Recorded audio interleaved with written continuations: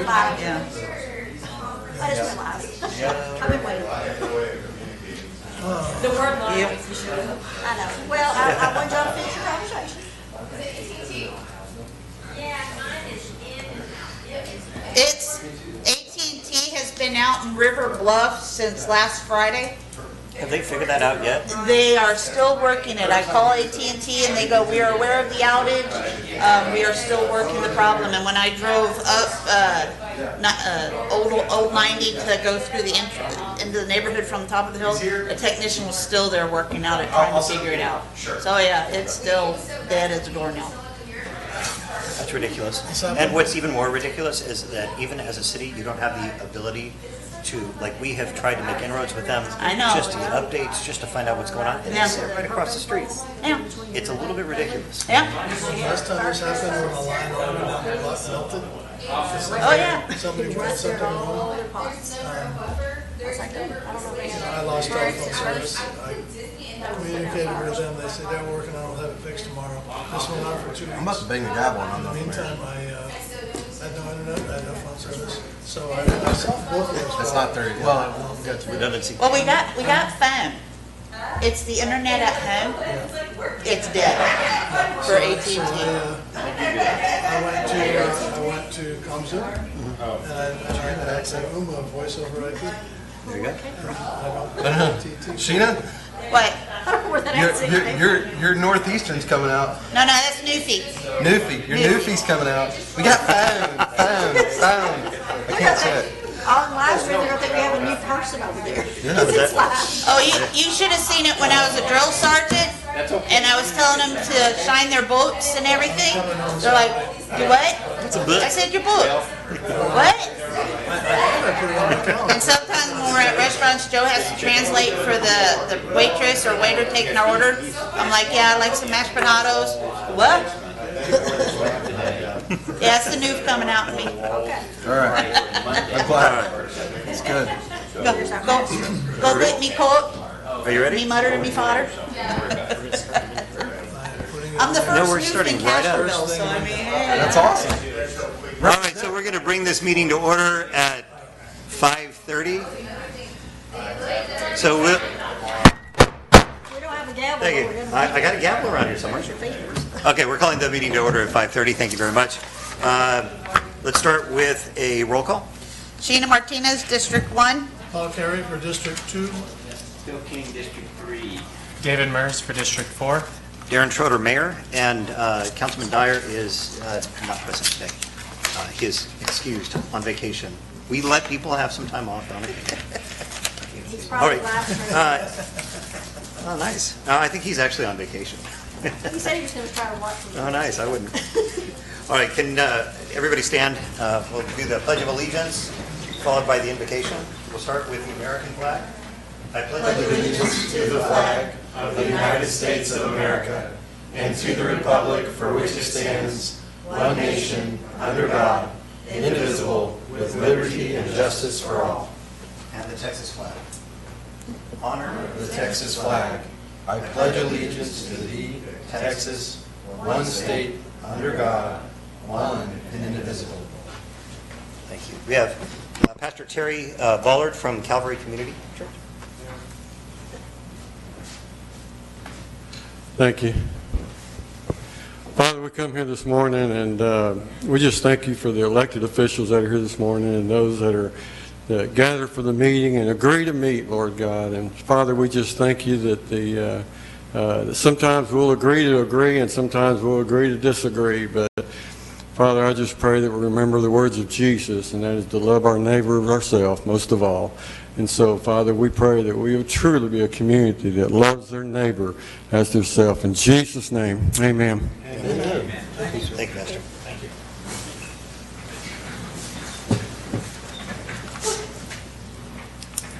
All right, next is citizens' comments. Would anybody like to speak for citizens' comments?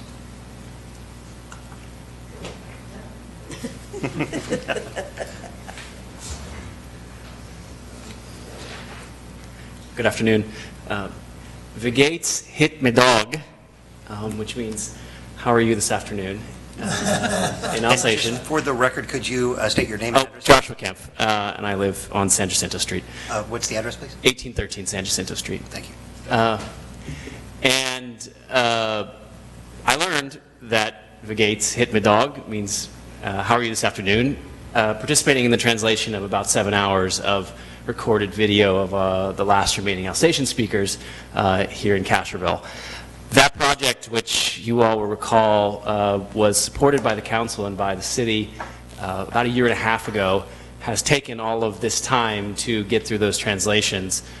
We had 4 or 5 volunteers who donated something on the order of 150 volunteer hours in the translation of those 7 hours of tape, going line by line, word by word, to make it a literal verbatim translation of everything that was said in Alsatian in those videos, both for entertainment purposes and for for it to be a teaching tool in the future for future generations that may want to hear and learn how to speak Alsatian in conversation.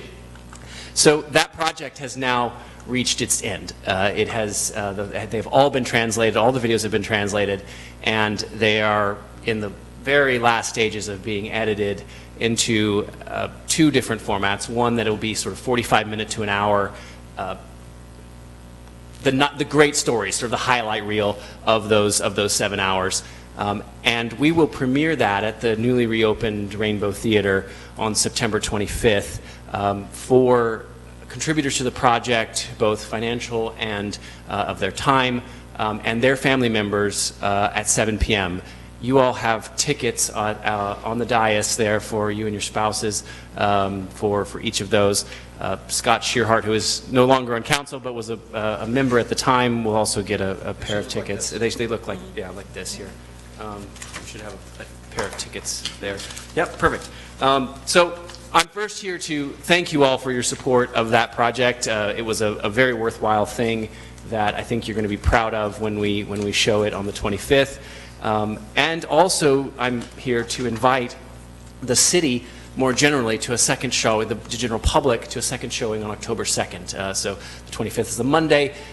The week after, we will show again on the Monday at 7 p.m., again at the Rainbow Theater, for the general public. And so we invite the public to come and hear Alsatian spoken. Many folks will be hearing it for the very first time, and to participate in this celebration of our community. The tickets are, the theater had to be rented out, and so the tickets are $5. That's subsidized by donations that were made to the project, and we ask the public to please bring cash to pay for those, which will go back to the CCHA, the sponsoring organization of this project. Let me stop there and see if any questions from anyone. Are you pre-selling? Were you able to work that out? So for the public showing, the tickets will be on sale at All Local starting tomorrow at the store All Local.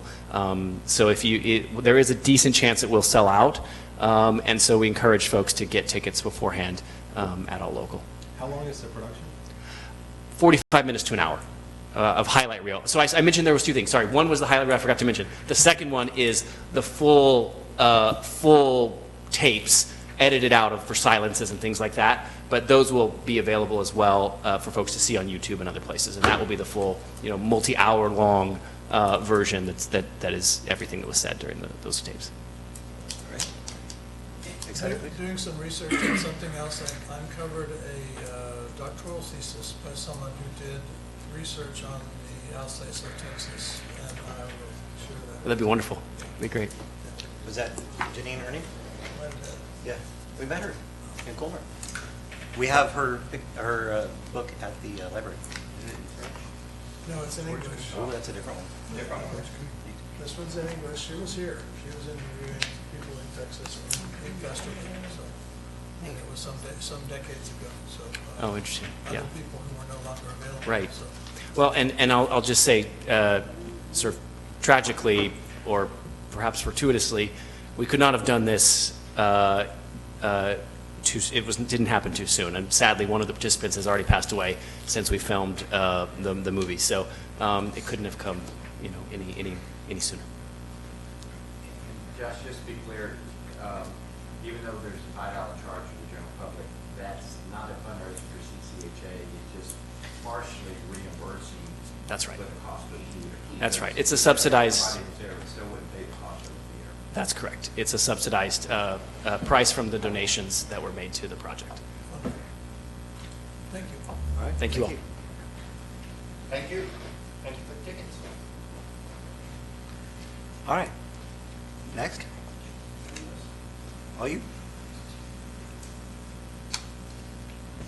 Kyle McVeigh, 307 Madrid, Castroville. I actually went through the entire budget today, line item by line item. And just to let you know, I'm so disappointed in the fact that you've made no effort to pursue an animal shelter. Guys, I don't know what you need. You jump through hoops for developments. You, on one of the things like tourism, $240,000 for tourism, and yet only $163 for animal control, which is 2 people having animal control and code compliance. When are you going to do something? I mean, you want to bring all these people to Castroville, you want all this development. Well, they're going to bring their animals. And if they're not going to bring them, they're going to dump them. And so when are you going to actually get off your council seats and do something? It'll be another whole year before another budget comes up. And you just, I don't know what you want. I don't know what you want us to do. Do you want to pack the council every time for every council meeting and have them come up here for citizens' comments and just lambaste you for it? They do me. They're always calling me and saying, why aren't you getting this done? And I go, well, you know, why aren't you there helping support to tell council that's what you need? We're willing to work with you. We've got money to help towards this, but it has to be you. And so far, you haven't done doodly squat. So, shame on you. See, I've been nice before. Today I wasn't nice. But thank you very much. Thank you, Kyle. Would anybody else like to speak for citizens' comments? All right. Next item, we have the consent agenda. On the consent agenda, we have minutes for August 22nd, 2023, regular called city council meeting, minutes for August 28th, 2023, special called city council meeting, the MVISD swim contract, the adoption of the investment policy, and the RFP for construction manager at risk for the Regional Park Community Center. I'm going to recommend that y'all pull 2 of those items. Okay. And that would be the swim contract and, sorry, sit closer. That would be the swim contract and the RFP for the construction manager at risk. Good, Okay. I was going to ask about the construction manager. Perfect. We're going to pull those 2, so we're just left with the first, second, and third. So the 2 minutes and the adoption of the investment policy.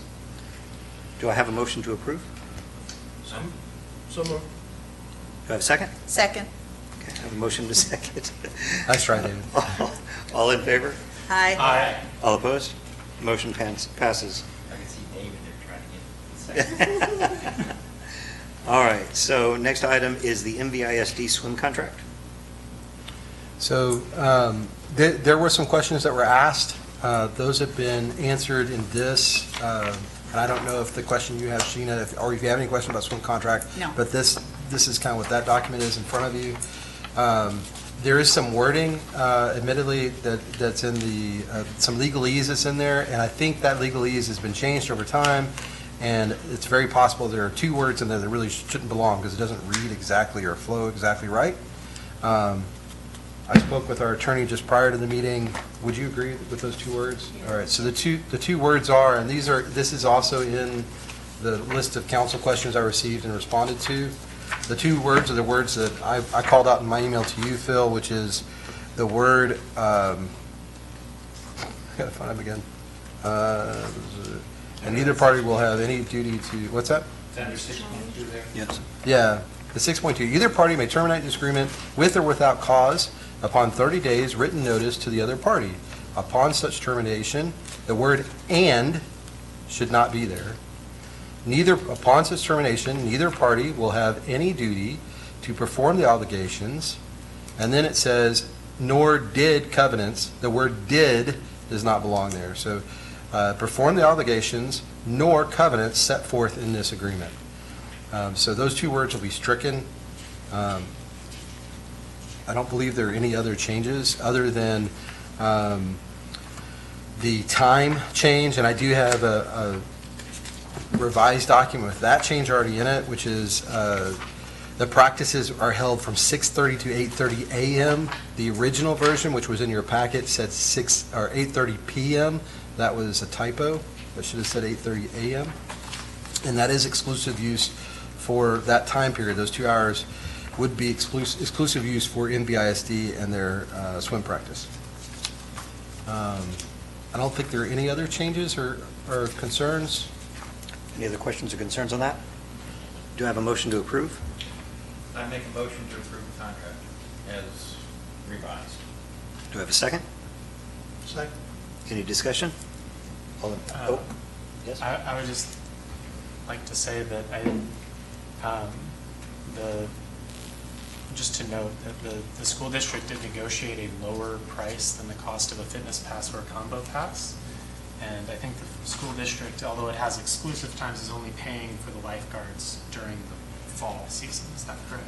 Well, they have, so one of the things, we took a couple of things into account when negotiating the school district's rate. And part of it was, if you may recall, at the time, we were discussing whether we were going to heat the pool or not. And at the time, NVISD was still going to another school to do their practice, which was about 45 minutes away.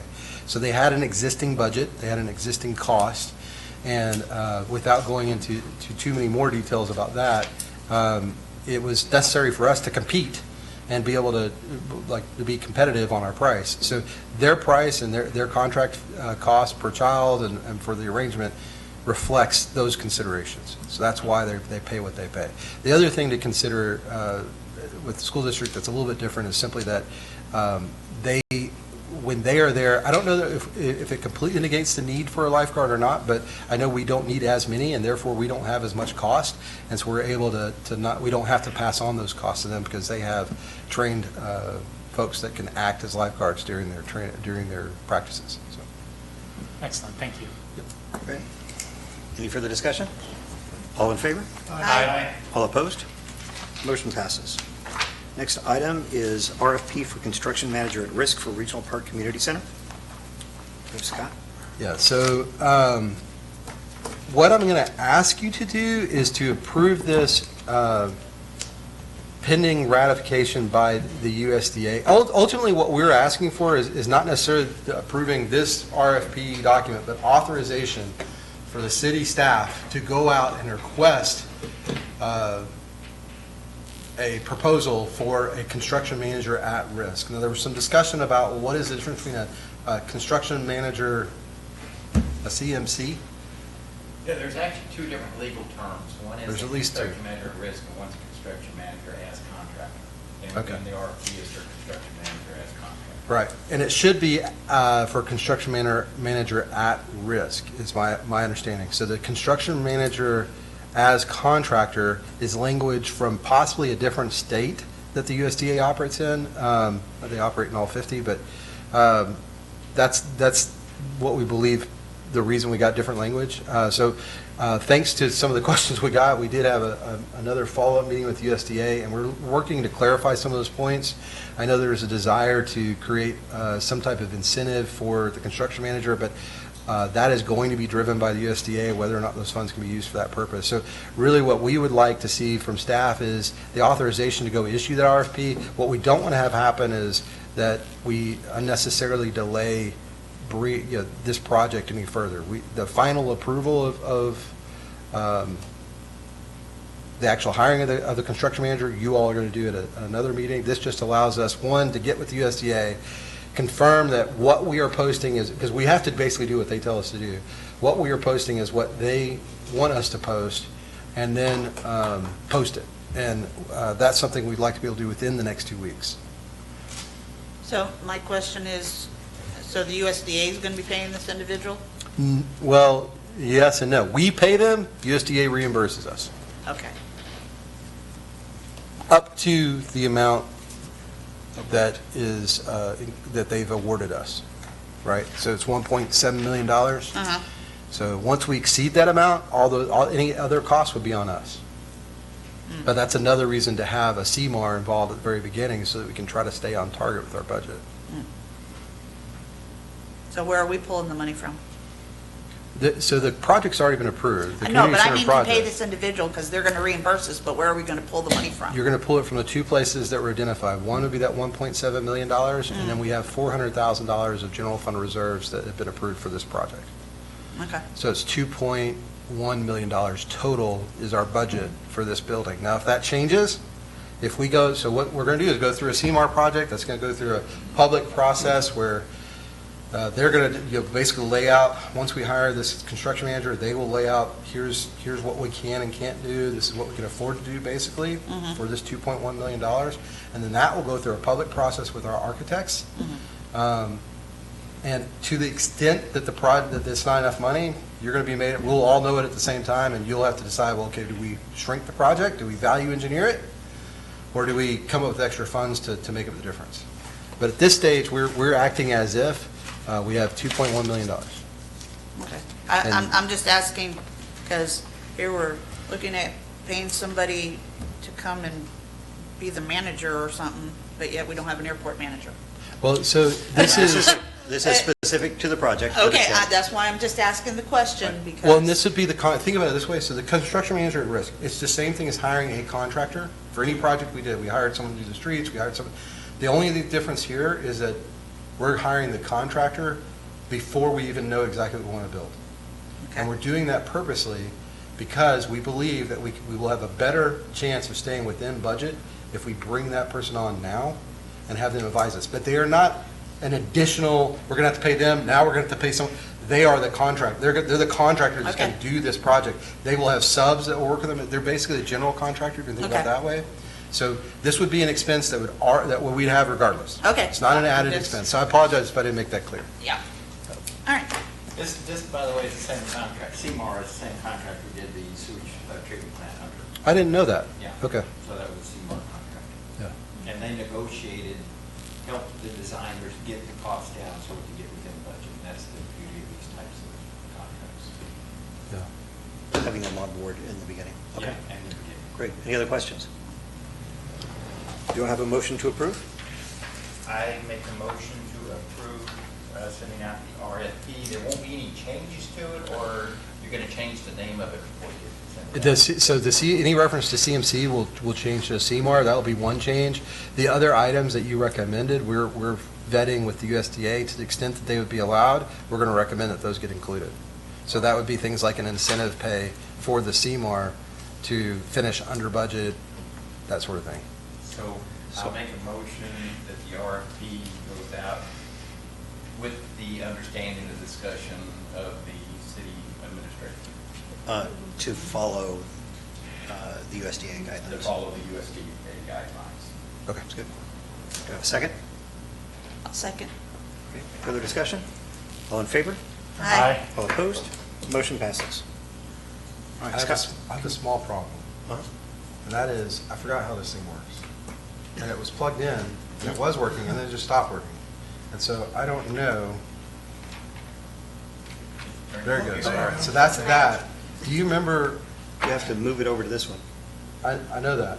I'm trying to remember, is yours on and ready? Mm-hmm. Okay. I think I hit that, or I hit this. So now maybe you should be able to hit your button? You have a button to hit that's green, right?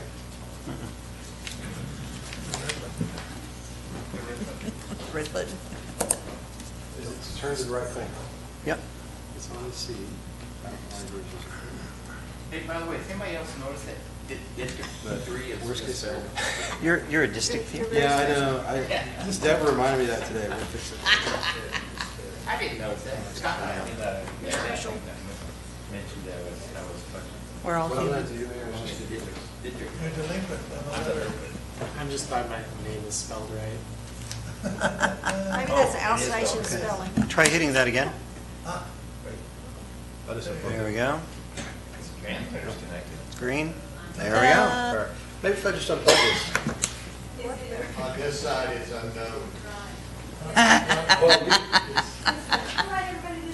Everybody come up here.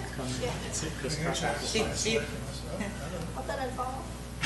Be like trying to ship rock. Did you change the input on that It was TV? up, but I didn't know if that was intentional. Were y'all seeing the pledge earlier? No. Didn't see the pledge earlier? It's been that, just like Oh, this, great. if you turned it on. So on the TV remote, change the input? Well, all those cords are just hanging. It's just a They're always just hanging on. It's magic. We can get by with that. Oh, this is the parent. Wait.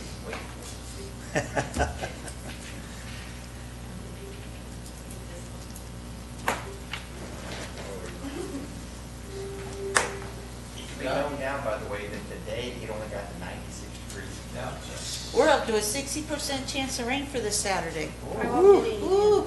prayers make it The work. higher the percentage from You the know, last it's last right, week. you're celebrating 96. Yeah. Is it up? Yes. It All was right, supposed to nice. be up to 92 by Thank you, Arnie. Thursday. All I want right. to be in East Texas. So today, we're going to be talking about, a little bit about waste management, about the river bridge at Constantinople. It's sometimes called Young's Crossing, sometimes Youngman's. I think it's Young's, though. We asked Miss Bain Senior, and she said, Young men. Interesting. I talked to Mr. Bain Jr., and he said, Bradford? yeah. I was there when he asked his mom, is it Youngman or Young? And she said it's Youngman. All right. So depending on when you ask him, he got it. So we're going to talk about that river bridge. Mom's always right. We'll talk a little bit about the street projects, the AMI, which is the automated meter program, the TxDOT grants that we applied for, and Texas Treasurer Business Award. All right, so starting with waste management. So right now, this is the calendar of how everything is picked up right now. Honestly, it's very confusing. I know that we've had a lot of feedback about, I'm not sure when I put out my bulk and when I put out my brush and what does that look like. And so that's the current. We have talked to Waste Management, and they're going to be submitting at our request, they're going to be submitting a contract change to go back to the way it was previously, which is bulk and brush together, much less confusing, and that should help us, especially during the spring months, when we have all the windstorms, getting the brush out. So I would anticipate that going in front of council next meeting, if we get the contract back from Waste Management. They've been a good partner across the board. There are always challenges with contractors. They have stepped up in a number of different areas. They've helped us out. They've made donations. They have been very active in trying to help out the community, and this is just their way. I know that we had changed it once. They're willing to change it back. It's atypical for them to go and change a contract twice in one contract period, but they have done a great job to their credit. They've stepped up and allowed that. I will drag my brush back up into my yard. It starts next month. And they just have to If be in we separate approve it. files. We'll make sure that we have all of the details out, just like they were before. To give, Last week, they missed one side of the street, on one of our streets here. They were back out here like at 7, 8 o'clock at night. Oh, goodness. Correcting that, so I got to give them all a shout out. They've had lots of struggles with staffing and with vehicles, and they have worked it through, and nobody's perfect, but I think that they have really strived to be a lot better. Now, this is some detail. You can actually find this out on the web. It's on our website. I saw it actually on Facebook. This is the pickup schedule for the bulk and brush pickup. So like if you see the south side of Historic, that's all on Thursday, typically is when they get out there. I think I saw them actually early this month. But that's kind of the general thing. The things that will be accepted are 6 cubic yards total. For the bulk, it's household trash, bicycles, appliances, but no refrigerators that haven't had the Freon removed, and loose brush. That's up to 4 feet long, up to 4 inches in diameter. If you bundle your brush, it makes it easier on them. It's still got to be under 50 pounds, but at that point you can do up to 6-inch diameter if it's bundled, and it's under 50 pounds. So we'll continue to send out more information about this, but this is a reaction to, we've had a lot of call for us to get back to something that is more tenable for most of our residents, and this is what we've come to, so. Asked and answered. Glad to see it. Bridge opening, I was really hoping to have some pictures here, and I don't have any pictures.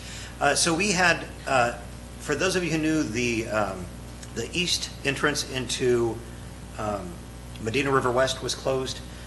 To the credit of our staff, they were looking at this, trying to figure out, because they understood that there were some issues with the place. I mean, if you've seen it, we don't have a river anymore. It's a walking path with ponds. And so they were taking a look at it and noticed that there were some issues with it. Staff went through and we brought out engineers. We met up with TxDOT. We had our engineers come out. We happen to have an engineer on council who went out and took a look at it. Based on all of the recommendations, there's probably going to be some repairs that we'll make to it. But we have opened it back up. As soon as we got the report back that cleared us to do that, staff had it open within an hour. So we're trying to be very, first, safe with the public, make sure that we're keeping people safe, and second, convenience. And so as soon as that was available, that was opened back up. I would expect that we will probably be looking at putting a weight limit on it. That will come in front of council, and we'll look at any kind of repairs that are going to be required for that. So, good news. Next item is street projects. So we talked about this, here, I got a better picture of it here. If you look at, on the bottom left, those are the projects that have been, in green, the ones that have been completed.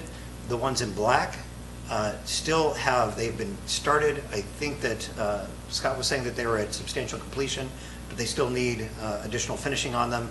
I know that there were some issues, at least with, I don't remember if it was Jackson or Alsace. Jackson it was, right?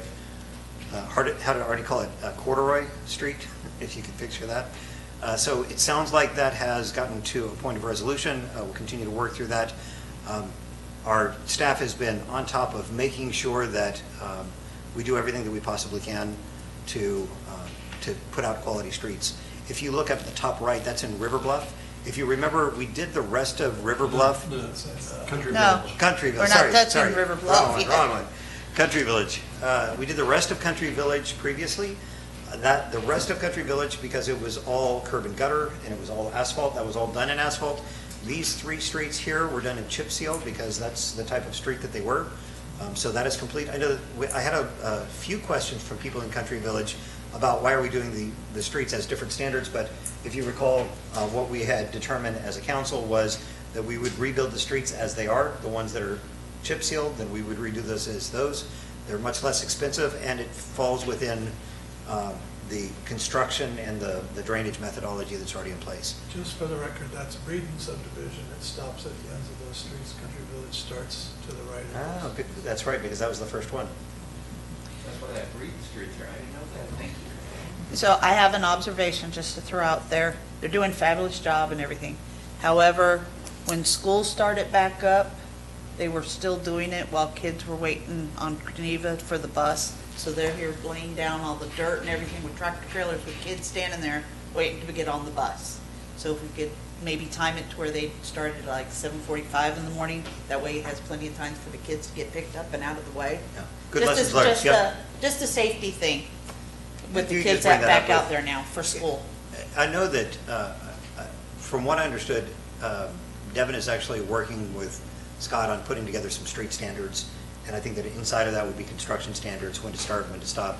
I think that they've done a great job of informing people, and we just continue to learn these little nuances that help us get better and better. Yeah, because when So they the first feedback is started, really the great. school wasn't in session yet, Yeah. so we didn't have to worry about that. Well, it is a new thing, yeah. And we reserve the right to wake up smarter tomorrow than we did That's today. it. Nice. That's it. All right. Any other observations? Well, the one you mentioned, I've driven on Jackson, I guess you and I are agreement on that one. Corduroy Avenue? Corduroy, and I will give, if you drive down Lafayette is a beautiful job they did. Yeah. I mean, it's very, very professionally done, so I was very impressed with it. That's the only good thing on to it so far. Cool. All right, and there will be an agenda item, I think it's going to be on the next council, to talk about the right-of-ways and some of the anomalies that happen in there, and we'll look at standards for that.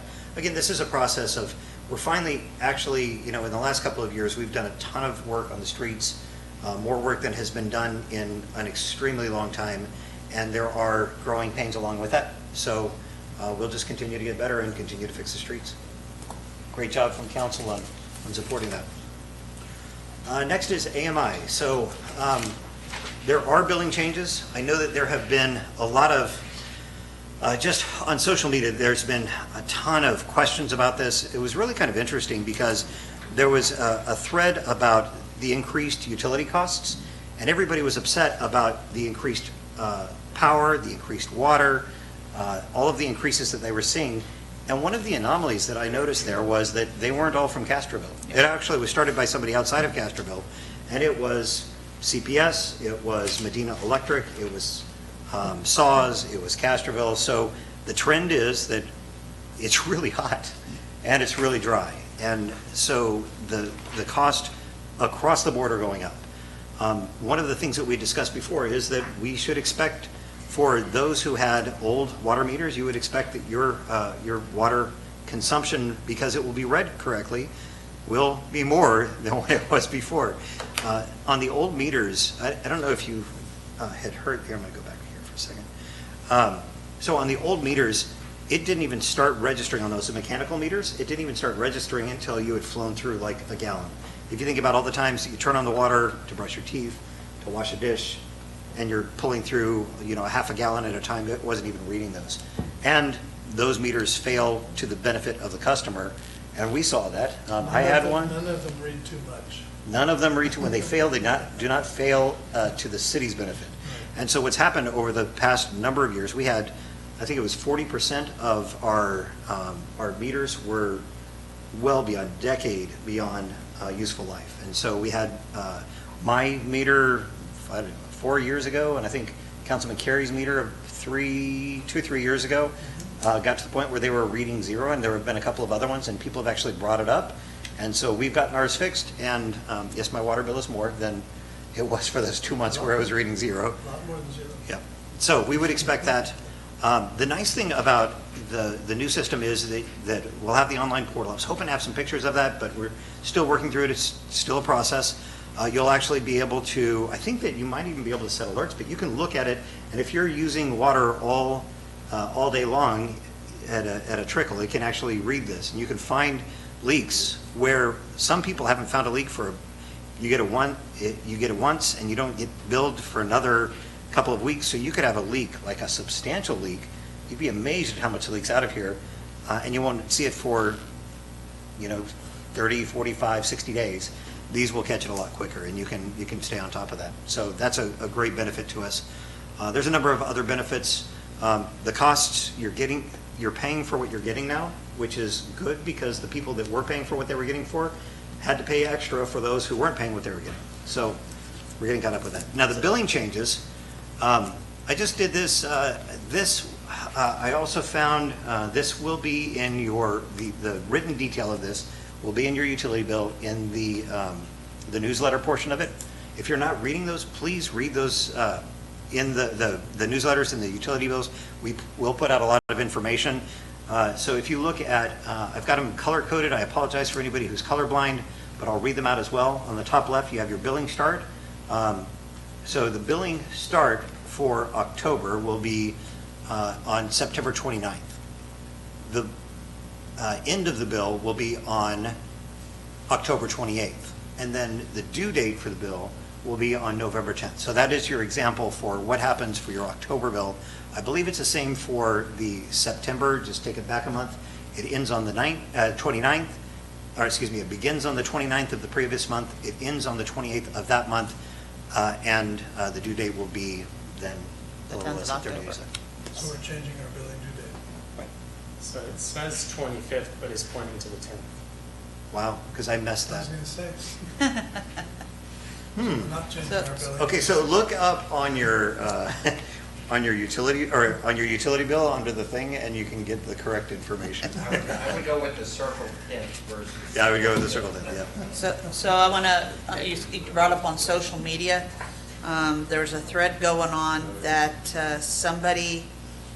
some citizens were told by Medina Electric that they don't have to do the smart meters, and so citizens think that they own the meter on their house. That is incorrect. Correct, but that's what's going on. And so we might be approached about getting clarification of whether or not it is optional to do smart meter. for those that we provide electrical and all that for. And we have had a couple of those requests, and we've explained to them that this is not an optional opt-in because, for the number of reasons that we talked about. Right, so, and so we responded on Nextdoor, because it was on Nextdoor, to please contact City Hall Perfect. for clarification.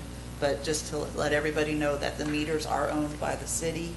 They're not, just because they're on your house, You don't know. you don't own them. Right. There's mine, I just take it out. All right, great, thanks. All right, next item, and we will have more information about that as we get more information, as we start onboarding that system, we'll start getting more and more out to you and do as much explanation as possible. On the TxDOT grants, if you remember, we had applied for 2 TxDOT grants. The old Highway 90 bridge, putting that back in as a walking, biking, micromodal transportation. And then we had put in for transportation planning. Transportation planning is different than thoroughfare planning. Transportation planning is the local movements. How are, with walking, with biking, how are we interconnecting things to make it safe for all modes of transportation? Looking at putting in bike lanes or better markings or different kinds of crosswalks. So it's really looking at the entire city. How do I walk from my house to Walmart? And the answer right now is take your life into your own hands. And Councilman Mers knows this as he walks from his home in Country Village over to City Hall and ducks and dodges and The walk from my house to Walmart is really nice. Yeah, It's shorter than the drive. And the drive, because for the drive, you have to get back out on Highway 90, cross the... 2 left turns. Yeah, 2 left turns, dangerous. So those, there were, I think, $350 million available, and they had, was that?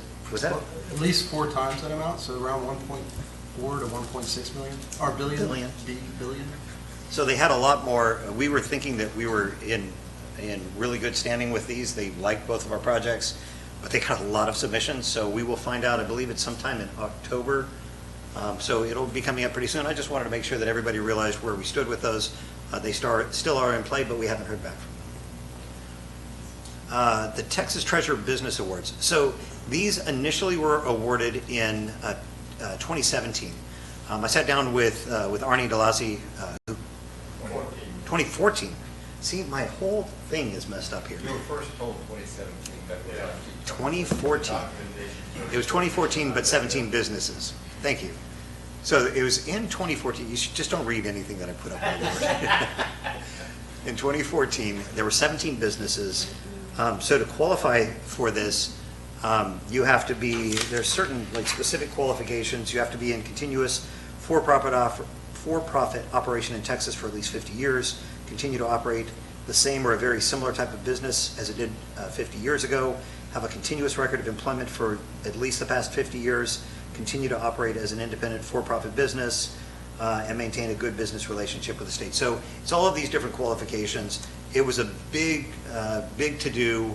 We had, I think it was our senator and our congressman from Texas, the people from Texas Historic Commission that came in. With these 17 businesses, it increased the total amount of awarded Texas Treasure Business Award by 10%. So it was a good deal. So this is something that we have continued to pursue in terms of how do we recognize our businesses, how do we get them additional recognition. So please look forward in the next coming weeks and months. We'll be looking at how we can leverage that and bring specific recognition to different businesses. We will do some individually, some collectively, and that's something that our business development manager or director of business development and economic development, business development and tourism is going to be working on. So be looking forward to some good things coming with that. And that was it. I have no more mistakes on my presentation. Well, the only reason you have mistakes is that you actually did presentations. I did. The rest of us didn't do presentations. All right, so let's hear from the people that didn't do presentations. The next item is board liaison reports. We'll start with the Airport Advisory Board, and this is for the special called August 7th, 2023, and that is Councilmember Martinez. I briefed that at the last time we You reported did. it. I just had to put it on because I was doing the August meetings. Yeah, because it was the next day was the city council meeting. Of course, okay. Next item then, so we didn't have a planning and zoning. The Library Advisory Board, we have an update from Councilmember Merz. I was unable to attend the August board meeting, but I received the minutes and have attempted to summarize them. Summer camps have finished and were very successful. A number of summer staff are leaving for school and other pursuits, and the board and library expressed its gratitude for their hard work. The library strategic planning meetings and hearings have finished, but got slightly lower participation than they had hoped for. So they're going to be taking a little bit longer to finish up that plan, and the final report should be delivered sometime in October. And the board is currently reviewing a process to help find and forward to us good candidates to fill out the board, because I think they have a few vacancies right now. And I will be attending the meeting this Thursday. I think you had an excuse left. At risk to self, the kid wasn't born yet. At risk to you, you took care of your wife. There we go. Smart man. All right, next item is, actually, we don't have the next item. Historic Landmark Commission was no meeting on August 15th. Councilmember Dyer for Parks and Recreation Advisory Board is enjoying some recreation himself and is on vacation, so we cross over that one. Next item is the public hearing number 2 on FY 2023-24 budget. We're going to open the public hearing at 6:14. Do you have a slide presentation if you'd like to see it? It is shorter than the last time. I did shorten it up. Let's see if this works.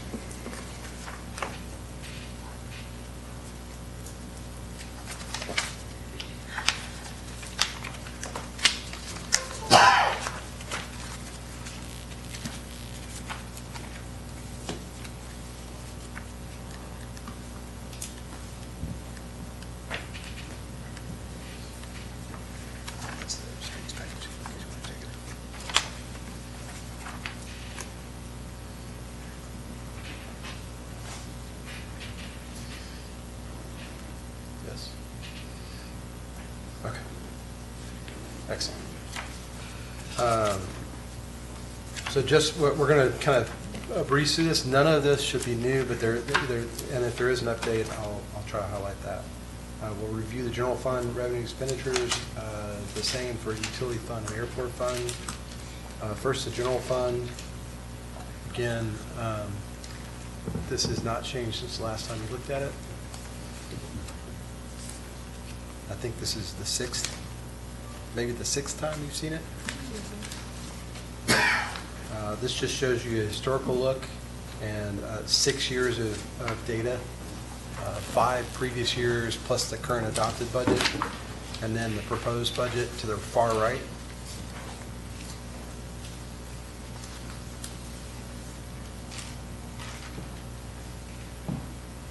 The balance of those expenditures, and this is broken out by department.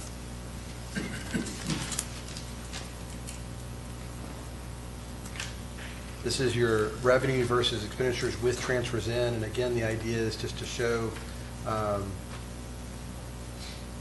the amount of transfers you're receiving and whether current revenues are enough on their own to cover expenditures. So you'll see in 2023, revenue expenditures were even. In 2022, we had far more revenues. That was when we recognized the COVID funds, the ARPA funds.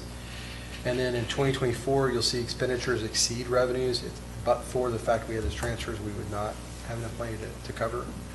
And the goal is hopefully to build up our local economy enough to the point where the transfers become a mechanism for improving quality of life. There are things that you can spend on one-time expenditures, that kind of thing, and you're not relying on those to do your day-to-day business.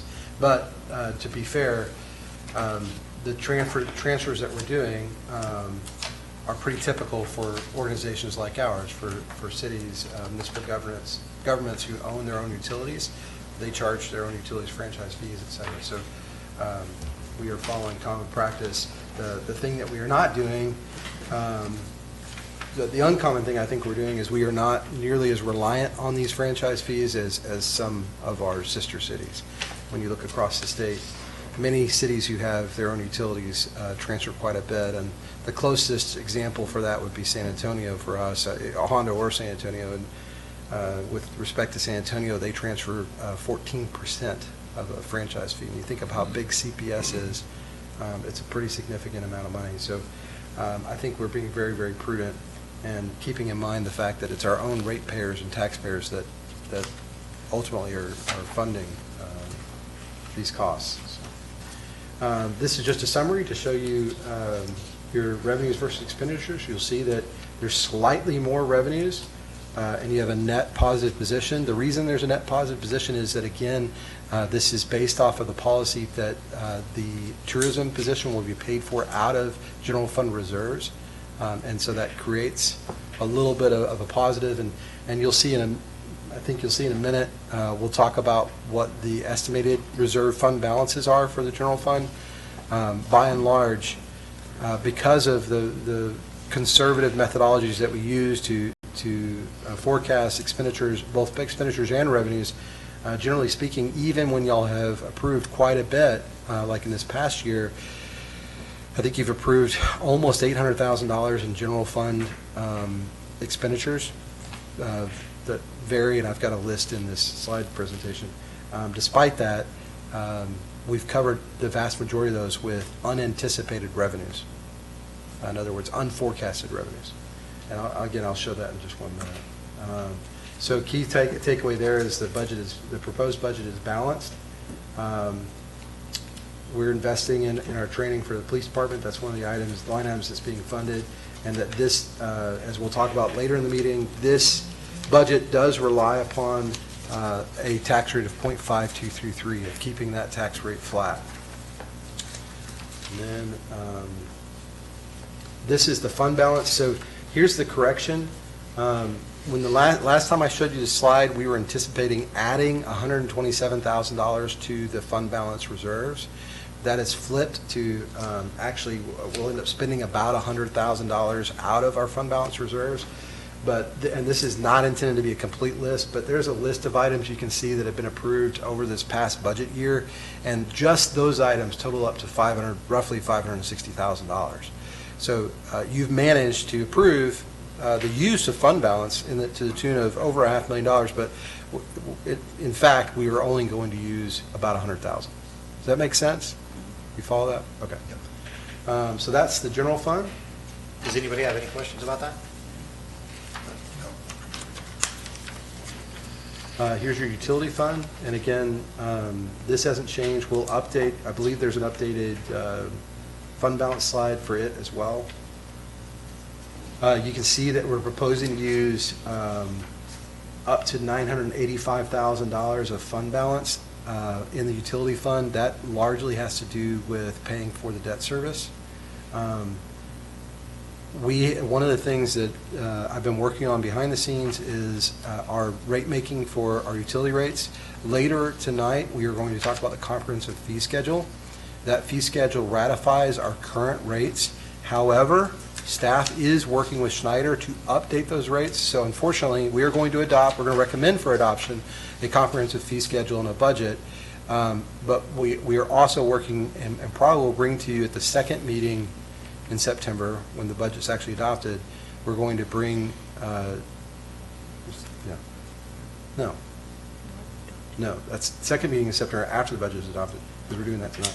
We're going to bring to you some recommendations for rate changes. And so I'm still working on those, but suffice it to say that there's a very, very, very small change in electric that's being recommended, a small change in gas that's being elected, a pretty significant change in water, or a minor change in water and a pretty significant change in sewer. That's where we're at right now. We'll discuss all that in greater detail, so this is not to get people riled up, but just to, as I think Phil has said several times, and I believe Herb said when he was here at the last meeting, rates probably are going to need to change, and that's something we're seeing, as you mentioned, Mayor, kind of in the region and across the state. So this is, again... You just throw me under the bus? No. Well, I think the other thing that he's saying is that bad news spoils quickly, and so it's better to let people know in advance. Yes. The fact is, we're in a time of hyperinflation, and the fact that we have kept control of, through really, really wise budgeting and really great management, stewardship by staff, we've managed to stay very financially, fiscally sound. Well, go ahead. And I know we'll talk about, but, don't just let the cash go, and I'm not talking about you, I'm saying everybody. Yep. You look at all the communities, these utilities are going up because they're more expensive to run. Yeah. And there's just no getting around it. And Inflation is real. yeah, and especially the utility world, because, there's, just like the word CPS and what they're representing to their, and again, they're charging higher profits over there. But we're just trying to nudge along with our little systems here, and there's no way that you just keep it. Well, and we also recognize people live on fiscal budgets, and so we are really doing our due diligence on the rates, and we're not done. And so, although I kind of threw out some, not numbers, but some situations, I'm still working on those because, in a perfect world, we wouldn't have to go up on rates, frankly. And in a perfect world, we'd be able to plan and plan for the future and be able to keep the rates more or less where they are. And I think we're going to be able to do some of that, and I'll talk about how in a second. But ultimately, we're going to present some options to council, and it'll be up to you all to kind of decide which option we go with, kind of like we've done If I in the can point past. out one thing, so a lot of the things that you're seeing in the electrical systems, not just for us, but for many different cities, is what happened, honestly, it was 2 years ago during Snowmageddon.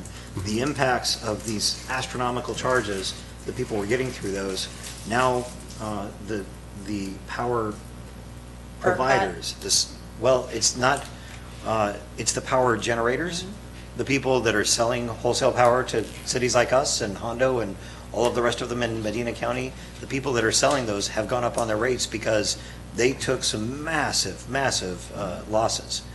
And so we're realizing that. We've been realizing that for a little while now. And if we don't stay up with that, then you'll run into the same situation that we were in for years, in that we weren't collecting enough to be able to maintain the system. And so you kick it down the road, but what you're doing is you're giving it to your kids and their kids. And, at a certain point, you're actually responsible for maintaining the Piper system. has to be paid. I will say this, so one of the things we're recommending is that right now our electric rate is just a set rate, 0.11, it's 11 cents and change, 0.11 something per kilowatt hour. And one of the things I know we're going to recommend is instituting a power cost recovery factor as part of the rate.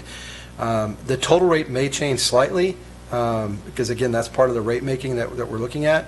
But whether or not it changes, that power cost recovery would just basically be taking, like if you took the 11 cents, well, maybe 7 cents of that is, speaking to the things you were talking about, Mayor, is a power cost recovery. And the reason we would create the rate and create the ordinance that way is to allow us that in the unlikely event that there were costs that hit ERCOT that trickled down to us, we would, as a city, have the means to collect those costs, which right now we really don't have. So that's one change. In the gas system, we do have a PCRF. We have a power cost recovery factor, and that's really the cost of gas, buying that gas. One of the other things that we're going to recommend is a more sophisticated forecasting model for that rate. But again, I'm getting off topic.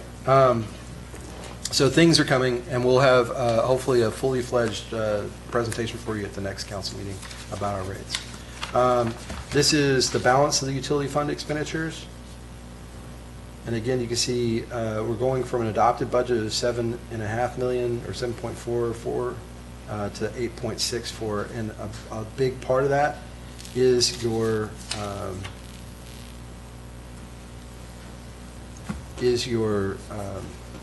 Project? debt service. Debt service. Well, the thing wouldn't come to you, and you can see that here. So transfers out from the utility fund. In addition to their payments for debt service, they also transfer to the general fund, and these were reflected as transfers in. They transfer a modest franchise fee of $265,000. Remember that at one point that was close to $1 million, and we'll show that in just a second. And then they also transfer money to help maintain the right-of-ways in the city, the areas where our utility poles are, et cetera. Can you back up one slide? From here? Or Yeah, revenue. Yes. Why did that drop? Yeah, so we talked about this once before, but it bears repeating. We used to manage the residential and the commercial, and now we don't manage commercial. That's all managed directly by Waste Management. And commercial that much of it? Yeah. Generally speaking, in the waste management world, for years and decades, cities would create exclusive contracts with a waste hauler, and the residents would be the ones that really kind of be the benefit. They'd pay $10 a month for trash, right, or whatever it was, some small amount, because the real money was in all those dumpsters at the commercial yards and that kind of thing, and they would pay $200, right, now it's quite a bit more, but and any business owner here can probably tell you that, it's not cheap. Trash is pretty expensive, and so we've been a beneficiary of that. Now, we do charge a small administration fee, 10% on the commercial rate that comes back to the city, and that's part of how we pay for the administration of the residential side. But that has been kind of the model for a very, very long time, is commercial kind of help pay for residential. We can already see, it's turning away from that, and residences are having to pay more and more because, again, trash trucks cost a lot of money, people cost a lot of money, and fuel has been astronomical, especially last year. All right, I want to show you this. So utility fund summary. We are projecting contribution to the utility fund balance of about just a little less than $1 million this year. So remember how I said that it's the 2024 budget is being balanced by almost $1 million contribution from their fund balance. If we started at the October 1st, if we actually are able to realize this revenue, which again, we're generally conservative, we have more than enough money to pay for next year, which is one reason why I think I'm working hard to revisit those rates to justify whether the rate increases are really needed, if this is what we're experiencing. Does that make sense? So I'm working on that.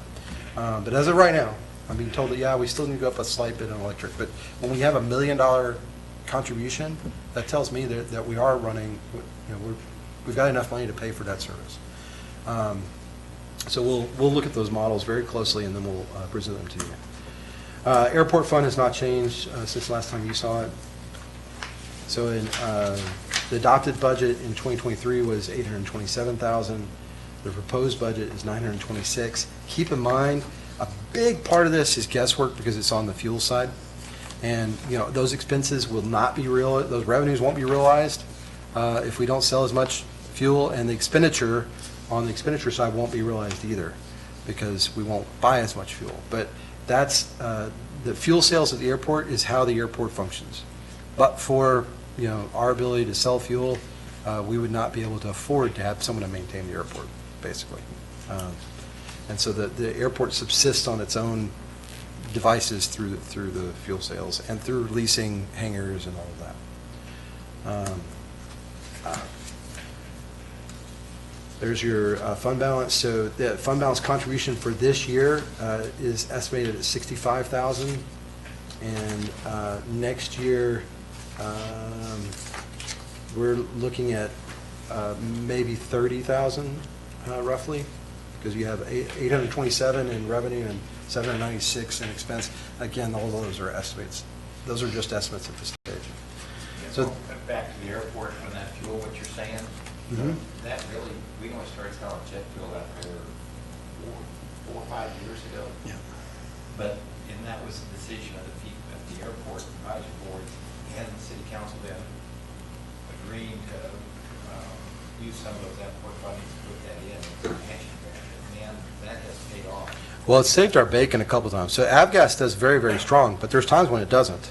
And when it doesn't, especially I remember early parts of this year, we sold a ton of jet fuel and very little Avgas. Yeah. So had we not had jet fuel, we would have really been kind of hurting.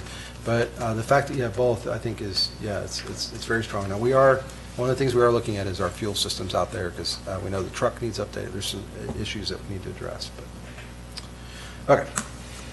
So that's the airport, and that is my budget presentation. I have another one for taxes. We'll do that when we get to that public hearing. Okay. As we're still in the public hearing, does anybody want to comment, ask questions? All right. So we will close the public hearing at 6:32. Next item is consider and take appropriate action on an ordinance adopting the FY 2023-2024 annual operating budget. Do I have a motion to approve? I make a motion to approve. I'll second. I have a motion and a second. Any further discussion? All in favor? Aye. Aye. All opposed? Motion passes. Could we, and I'm sorry, we need a, Individual. Record vote?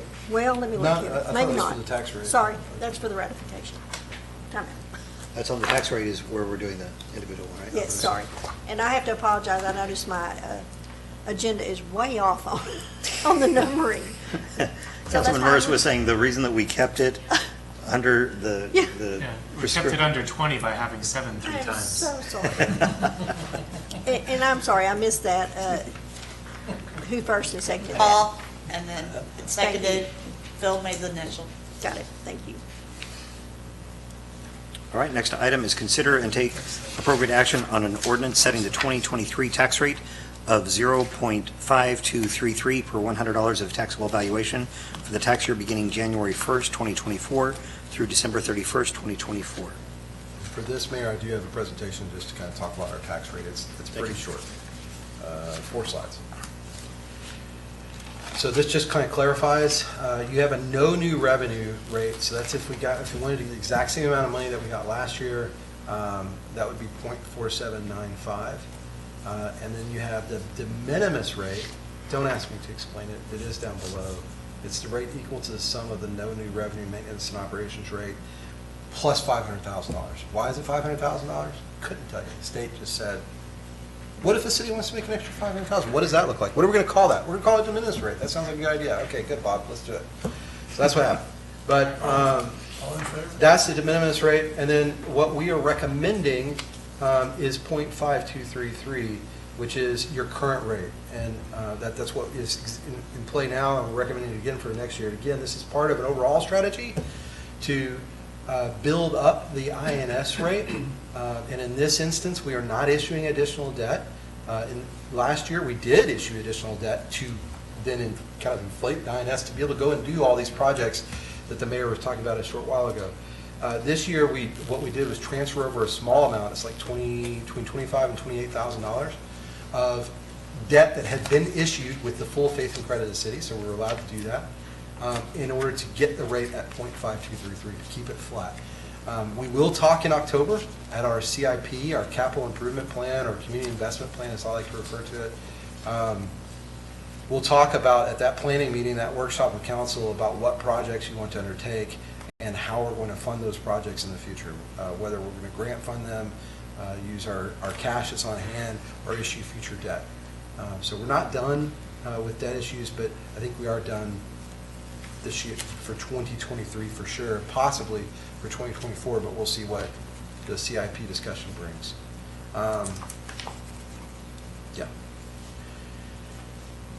Just trying to figure out how to advance the slide. So our 0.5223 rate is composed of 2 portions. You just heard me talk about one of those, which was INS. INS stands for interest and sinking. That's what we use to pay our debt service. You can see that in 22-23, the maintenance and operation rate was 0.397. The interest and sinking was 0.1263 for a total rate of 0.5233. This year, the maintenance and operations is 0.368. The interest and sinking is 0.1553, again for a total rate of 0.5233. So we are losing about 3 cents, roughly 3 cents on the maintenance and operations side. Now, some of that is made up simply because all of our values went up, our land values, our house values. So there's a small fraction of that 3 cents that's made up there. But some of it is in fact less money that the general fund's getting from the property tax for maintenance and operations.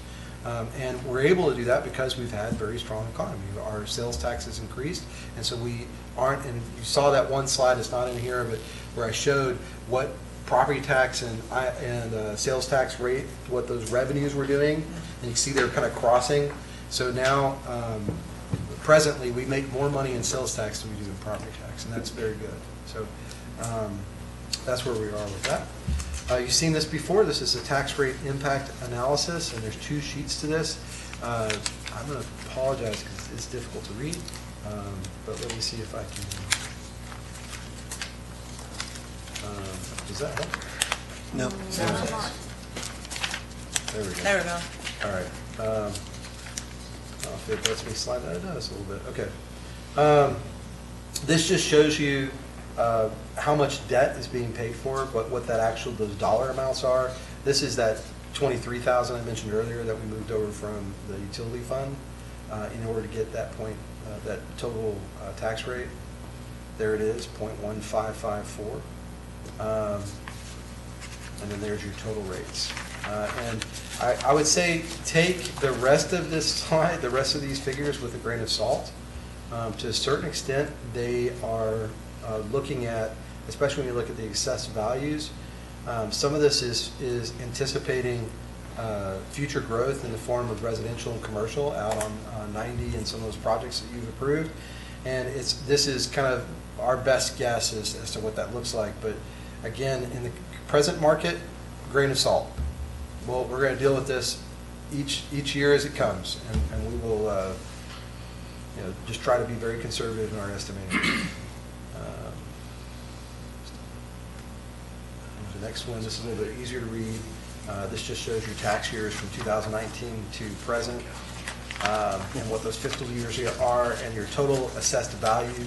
So again, if all goes well, we will have added another $30 million to the assessed value for 2025, or for fiscal year 2024, fiscal year 2025, tax year 2024. And you can see this is where those values are coming from. Alsatian Oaks generated roughly $5 million of that.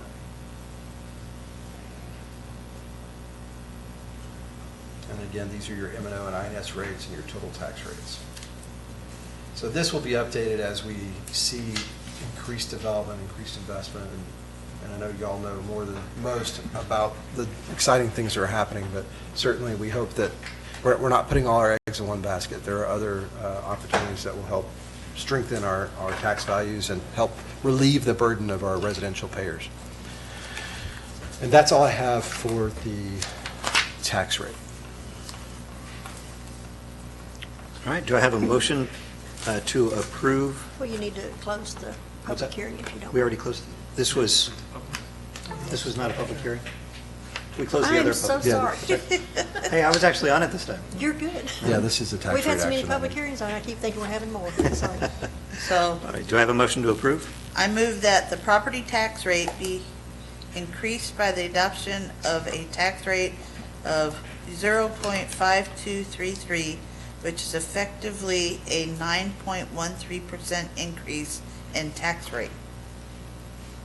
That's what you got typed here. And that's looking at that effective rate versus the proposed rate. That's what that 9% Yeah. is. Have a motion, do I have a second? Second. All right, any further discussion? All right, by roll call, we'll start, please say aye or nay. We'll start with District 1, Aye. District 2, Aye. District 3, Aye. District 4. Aye. The ayes have it. District 5 is absent. Next item is consider and take appropriate action on an ordinance ratifying the property tax increase reflected in the fiscal year 2023-2024 budget that would require raising more revenue from property taxes than in fiscal year 2022-2023 for the use and support of the municipal government for the city of Castroville. Do we need a roll call vote on this one or not? Yes. It never hurts to do one. Okay, Yeah, do I have a there is motion to one in approve? the packet. I make a motion to approve as so read. Do I have a second? I'll second again. All right, and by roll call, we'll say aye or nay. District 1, Aye. District 2, Aye. District 3, Aye. District 4, Aye. and again, District 5 is not here. Motion passes. Next item, consider and take appropriate action on an ordinance adopting the 2023 comprehensive fee schedule. Scott, do you have a presentation on I this? don't have a presentation for this. I did have some questions, and those questions are again, in front of you in this kind of list of questions and answers. There was, I will just say, Phil was on top of things. There were a couple of things that he identified that we probably need to change. And there are a couple of things, I know David recommended a couple of changes. I would like to just go ahead and discuss those so that we can include those in the motion if you choose to make these changes. So, let me find this. This would be on page 2, and these are still from District 3. He says, under park special rates, does the fee schedule need to define what holidays, or will we change these fees for all holidays? And my answer is no, we don't really need to define the holidays. This is our holiday rate, so we're calling that holiday rates. When someone calls, we will inform them, hey, that's a holiday, you pay the holiday rate, right? Do we go, like, we're gonna charge everybody $25 to go into the park? Does city council then say which holidays, or is that, we're just leaving that up to you? I think you just leave it up to us, honestly, because it's really based on demand and for that holiday, because I don't know, I'm going to go on a limb, I don't know that we charge holiday rates for every holiday that exists, right? In fact, I know we don't, because there's Donut Day, and there's other days, but even for all the federal holidays, because some of them just aren't, for instance, if someone wanted to go rent the pavilion on Patriot Day, is it, on September 11th, that's not considered, that there's not a high demand day, that's not a day that we would charge a holiday rate, right? So that's why we kind of What led use to that discretion. question is that I remember some years ago, recent, 3-4 years ago, we actually, in the fee schedule, it said which, and 4th of July, and it was Easter, if I remember right, those are the two. But here, and I think that's all we did last year, right? Easter. Yeah, but like for the We didn't do eclipse, 4th of July. we're probably going to charge holiday rates for the eclipse, right? For the eclipse, we're going to charge holiday rates. Well, like for that one, I noticed that Helen had sent out something saying they're gonna charge $10 at the gate. That's for That's for October. the set, But that's for the current one. that's for the one current coming one. up. The one in April is what I was referring to, the total eclipse. But Of the like, heart. that one's not part of the fee schedule, so that's not a holiday. So the city's not gonna charge then, but the Friends of the Regional Park are gonna charge $10. Yes. You know about this, or did you? Yes, I do. Yeah, you're right. That's not in the fee schedule, so, because it's totally, but what I'm saying is, like in April, we might declare that's a holiday. We're going to utilize That may be our a discretion to say, we're going to treat that as a holiday. You're going to pay holiday rates. So really, all this is establishing is a rate. We can't legally charge a rate that doesn't exist, right? So this establishes those rates and says, okay, we're going to charge that rate. So can we, for instance, on the Helen thing, can we charge that rate because it doesn't exist? Yeah, because it's not us. They're doing that. So any group can come in and use the park and say, we want to charge $10 to use the park? If you think about, if you think about our leagues, that's essentially the leagues that use the sports and that kind of, that's essentially what they're doing. I know it's a little different, but that's essentially what they're doing. They're providing a service. They're paying us a rental fee, and they're charging for the service they provide during that time period. But they're So, not charging $10 a car to go into the park. No, they charge, they charge $30 a person to be in there, Right, in whatever, their but yeah. Right. Yeah. I think that part of what this does is it gives us flexibility in doing things like this, and because it's the Yeah. Friends of the But Regional if Park, you're- yeah, sorry, go ahead. all of their funds go back into the regional park, and so I think this gives us a little bit of extra flexibility. I honestly think that we need to look at April 8th as the full eclipse day, at increasing that, but it depends on the kind of program that we put into that. Well, he was just thinking we might use that as a holiday. The only reason I'm a little nervous about this is I remember some years ago, one of the council people suggested we put signage up on our utility poles. And our learned council came and said, you do that, and you're gonna open that up to anybody who wants to ask that permission. You can't control who the city allows to do these special things. You allow one group, you allow the other. And so I've always been a little nervous about allowing things, because any other group then can step forward and say, hey, they got it, I want the same deal. And so that's where I'm real nervous about. I appreciate the concern. These are two separate questions, I think. You know, one of them is, you know, the $10, and that didn't really come up here, so I don't have an answer for you. But the other item was the holiday fees. And ultimately, if you wanted to add them back, you could. So that's why I wanted to that's why I'm reading these, Hill, is so that if you all wanted to do that, that's fine. We don't, No, I'm what you did ambivalent, is you but- answered it, you basically are saying it's gonna be up to city staff to decide which. That's the way it is what's now. a holiday, and that's fine. I say that is the way it is now, but that certainly could change if y'all wanted to. And pretty much all of those come in front of council anyway. As we start talking about the things that we're doing in the different areas, if they're going to be charging for it, they let us know. If we have the personnel to put together something like that, we have enough volunteers, enough staff to be able to support it. That's fine, yeah, I understand that, so that's those. Okay, so then there was another question about fee schedules that was related to the swim team. I think we answered that one. you answered that And one. then when we get to page 4, 1, 2, 3, 4, at the bottom it says fee schedule for the airport. So this is coming from Councilman Murs. Well, wait, backing up. Go ahead. At the bottom of mine, item number 4, there was a question there, it says percent based on water consumption. Oh, yeah. Sorry, I didn't mean to skip over that. You're right. I put good catch. I have investigated this a little bit. Time allotted. We could, so right now, we require people to water rights. And one of the things, like, I'll just say, one of the things that confuses me a little bit is, okay, so if you have an infill lot, I guess Brianna's here, I can ask. If you have an infill lot, do you have to bring water rights for that infill lot? Only if you're subdividing for system lots. Right. Yeah, only when So- it's done, You build a new house in Castroville, one house, you have a lot, like I plan on building two. If you build a house, you don't have to bring water rights for your own personal house. I think part of that goes back to how water rights were established, right? They had to exist, and there's a whole EAA thing, and I always flub it, so I'm not going to get in there.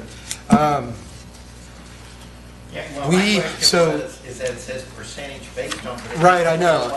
That is not, so the language, so the short answer, the language there is not, doesn't apply, really doesn't apply to anything. In fact, we haven't charged anything out of it, like Kathy told me, I don't use this, I have never used it, I don't know why it's even there, I've asked that question before, because the language doesn't make any sense to me. So, but when I look at just the title, the heading is water acquisition fee. Well, the water acquisition fee is water rights, and the only time we would charge a fee, rather than receive water rights directly, would be in very rare instances where someone was required to bring water rights, and we know we had an exception with Alsatian Oaks recently where we brokered something. In those instances, they're rare, and when they happen, they're negotiated. And so I don't know that this needs to be in there, that item. Should we put just negotiated? We could, yeah, absolutely. Because I guess this kind of, the way I was reading this, it leaves it open, it says we could charge you something, but we're not gonna tell you what we're gonna charge you. So, which is negotiated. Right, and I do think that's kind of, because one of our challenges is, and this is not us trying to be, to be evasive, the fact of the matter is, like right now, we're in the middle of a drought, and water rights are really expensive if you can find them, right? If you can find to purchase, you can lease them, but if you could purchase water rights, they're very, very, very expensive. But when you're not in a drought season, and there are extra rights, well, it's just So- like any other market, the price goes down. Yes? We're killing this one. So can we change that to read what it actually is? Any subdivision over, did you say it was 6 per lot?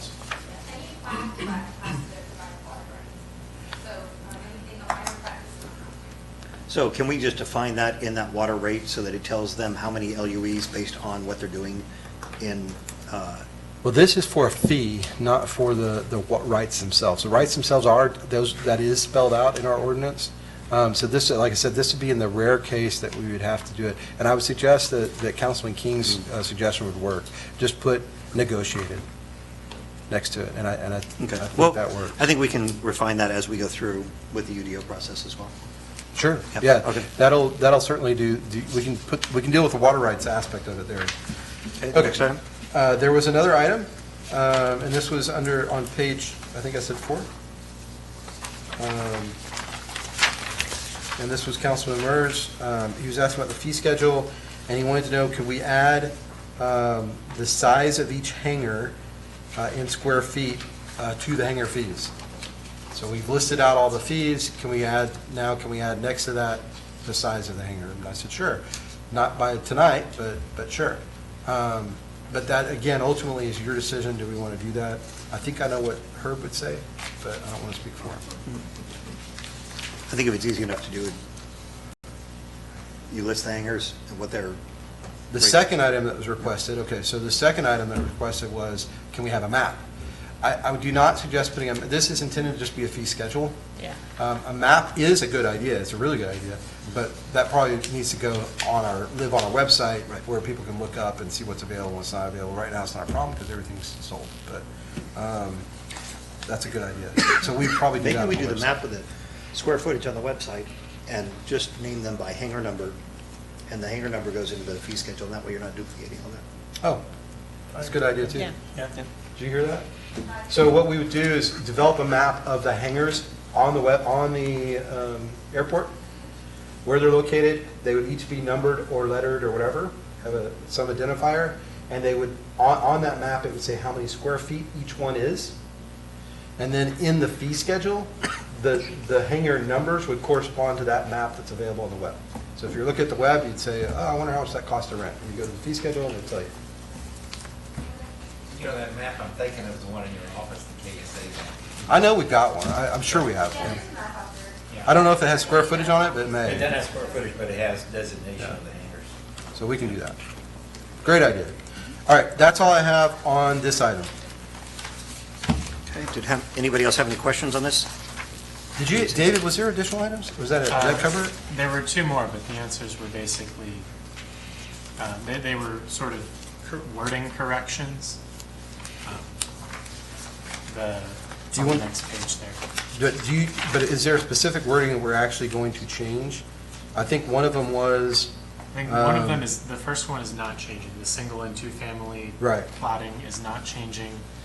And then the second one was the new single-family residence building permit, suggesting changing the wording to new residential, because that already, currently, if someone came in wanting a two or three family residence, that would be the same fee. right, So not a change in policy, just just making calling it it clearer. new residential instead of new single family, because it may not be single family, to your point. I had a whole tirade about this last year when we were going to do the fee schedule, and she corrected me before I came up and made a fool of myself. Nice. You should do that for me more often. So there are, I think I tracked them 4 changes. She said it's impossible. Yeah, I think I think you got math. I think we're recommending 4 changes, Brianna, you're right, pushing. to the fee schedule. Yes. Holiday rates, we're going to leave alone. We're going to change the water acquisition fee to negotiated and remove the other verbiage. We are going to change the residential fee to just say residential. And then we are going to, on the hangars, rather than list the square feet, we're going to identify the hangars by hangar number that will correspond to a map. So those are the 4 changes. But the map will not be in the. The map will be on the website. Yes, separate. Okay. Do I have a motion to approve with the 4 listed changes? So moved. Do I have a second? Oh, it's again. All three of us seconded. Second by Shan gets one. Councilperson Martinez. She gets the blame. All right, any further discussion? All in favor? Aye. All opposed? Motion passes. Next item is consider and take appropriate action on adopting an ordinance annexing the 35.168 acres out of outlot number 2, outlots of Castroville, Texas, Medina County, also known as the Heights of Castroville /MP Homes LLC, and providing a service plan. This service plan, a part of that is our agreement to establish a PID. When I said we won't be issuing additional debt, we will not be issuing additional debt. I mentioned that.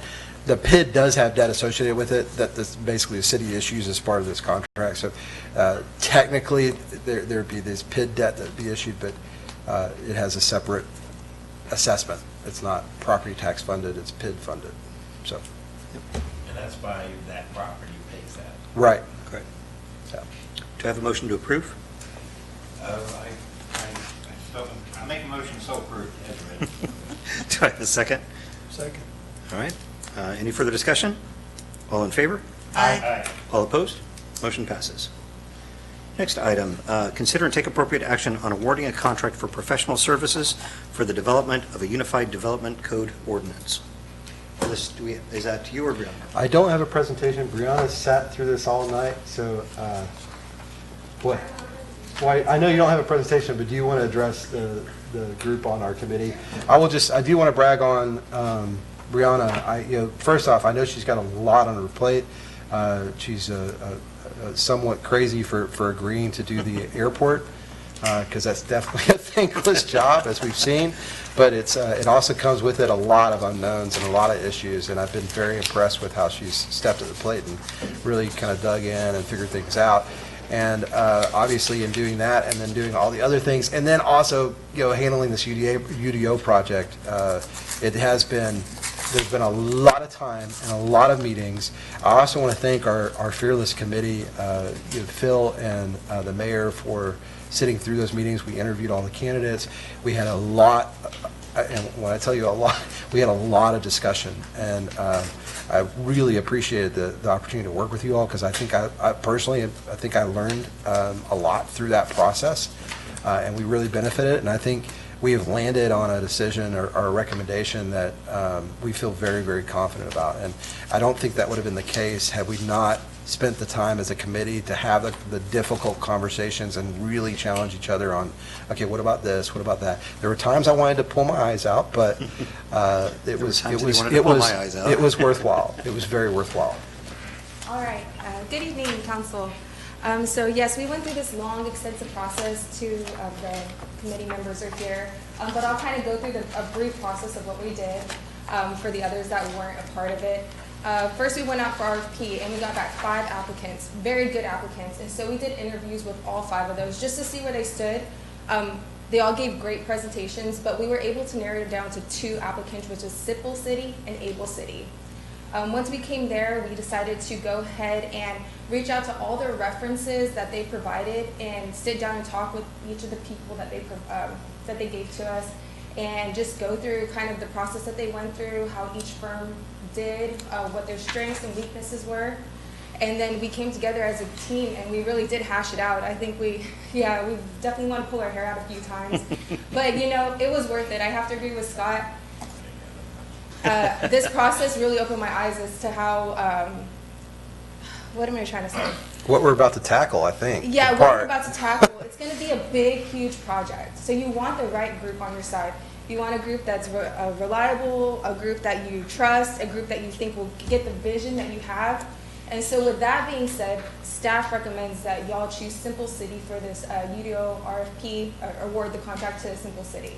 Of course, Zach is here. If y'all have any questions, he is with Simple City. But of course, I'm here to answer any questions that y'all have as well. And I want to, for the record, just say Able City really stepped to the plate. Yes. Yeah, this was not an easy decision for us. I think they're a fantastic firm. At the end of the day, when we started to look at various aspects of this, we felt most comfortable with recommending Simple City, but as I've already alluded, it wasn't an easy decision. And you would think it might have been, simply because Simple City's already done quite a bit of work for us. But that just kind of, I think, illustrates how seriously we took this issue and really, really weighed this decision. Let's, let's hear from Councilman King, and I'd like to make a couple of comments on the process, and then we'll open up to questions. All right? So your observations through this? I personally think, as Brianna said, all 5 are groups, because these weren't firms, these were Mostly planning groups, yeah. And all 5 of them probably could have done the work, but it's those, we were in this group of us 4, interviewing and discussing, and then interviewing again, and after some research and homework, and it was a very difficult decision. But part of this is, I think if this was just a normal city, I don't think it would be so difficult. But we have this vision, council has this vision of this vernacular, this charm of Castroville, and we just wanted to make sure the right group that we selected could buy in on that concern of ours. And I think, again, Able City and Simple City, they both came to the wire, but I think Simple City is who we finally thought that they would grasp that, that concern of us as council. And so I'm very happy with that. I also got to give a shout out to Brianna. She really elevated herself in my eyes, because I'm always thinking about you as this young person who just got out of school and all this. Not quite. But no, your leadership in this effort really again, elevated me very much. Thank you. I appreciate that. So I have to really say just kind of the same thing. I think that we had some great applicants. We had some very talented individuals, and this is a very important thing. We've gone through a lot of discussion. We've spent hours and days and weeks and months. It's been a year since we did the Journey series. So we've spent a lot of time educating ourselves on what we were actually trying to accomplish in the city.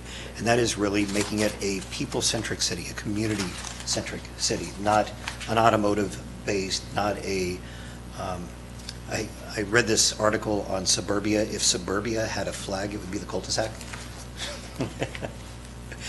And it is really looking at changing the way that we look at the way that the city is designed, and do it very, very thoughtfully.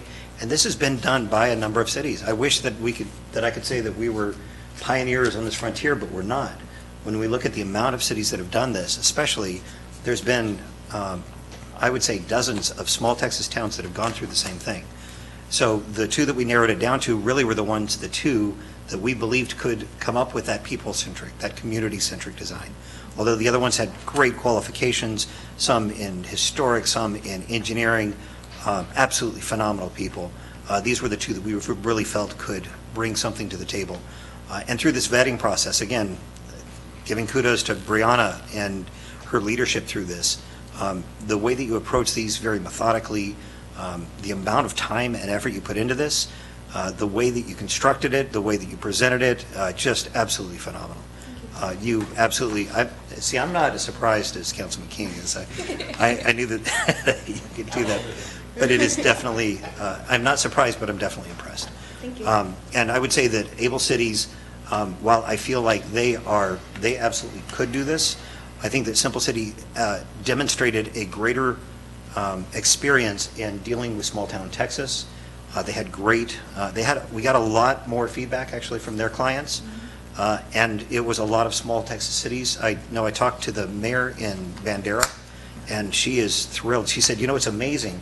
We were always so surprised when people would build the things that we didn't want, and we realized that was what was in our codes. And so we went through this process with Simple City, and now they're building what we actually want. I was like, that's crazy. So she had really great things to say about that. So again, great job on that, and I fully agree. I think that Simple City is the right one for Castroville at this time. I look forward to seeing great things out of Able City in the coming years. I think that they have some definite potential in other areas. Questions, comments?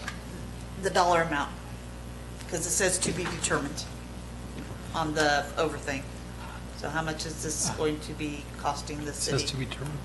So Yeah, right it's here. to be determined Yeah. on the agenda report, but each Able City and Simple City both included bids in the Yeah, you should have the total. I know we confirmed the amount that they needed to do. Yeah, I thought that can made pull it in up your on my packet. laptop. I mean- Well, we had the itemized costs in there, and they were relatively the same, just based on the scope and based on what we believe to be the accuracy of the estimation of the scope of work. Ultimately, it would be, the cost difference would be next to nothing, if anything.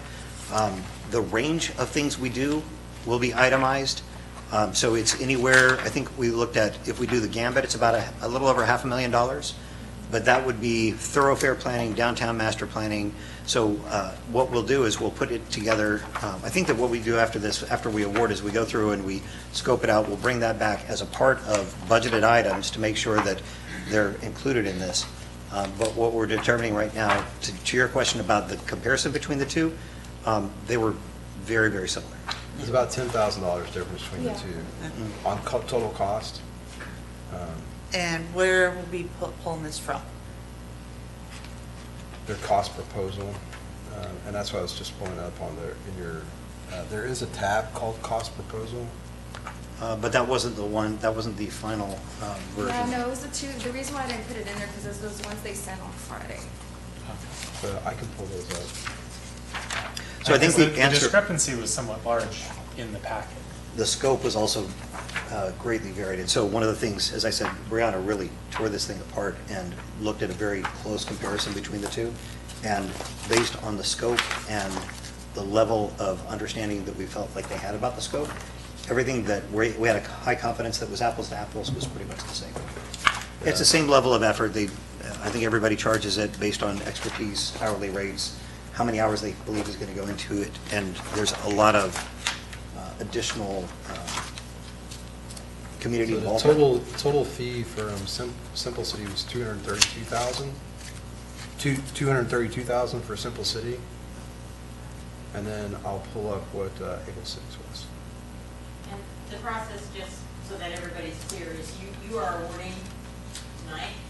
The next step in this, as the mayor said, is you negotiate that contract, and then that contract comes back. Okay. approved by council. And that is by state law. Yep. Okay.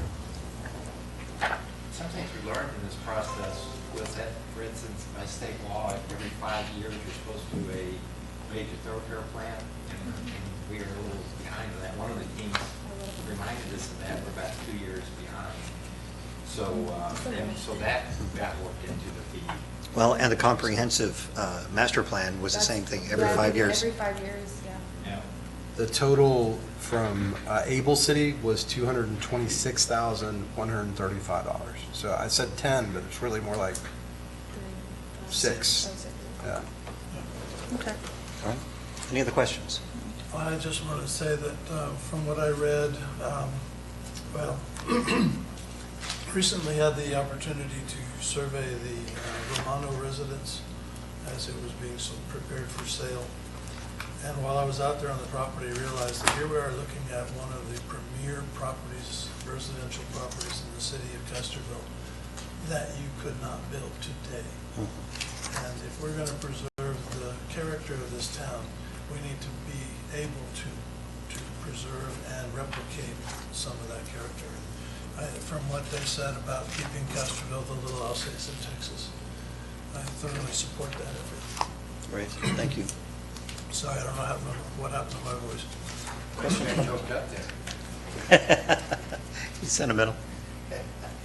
I was just going to say that there were 2 optional services in Able City's proposal that I thought were potentially really good, and that if they're not going to be included in the package of whoever we pick, that we should possibly consider going back and doing those being the architectural guidelines or for the historic district, and home builder prototypes, sort of pre-approved houses that we put our stamp on and say, these are perfectly Castroville houses, and they're pre-approved, and so you get to bypass review processes and timelines and stuff.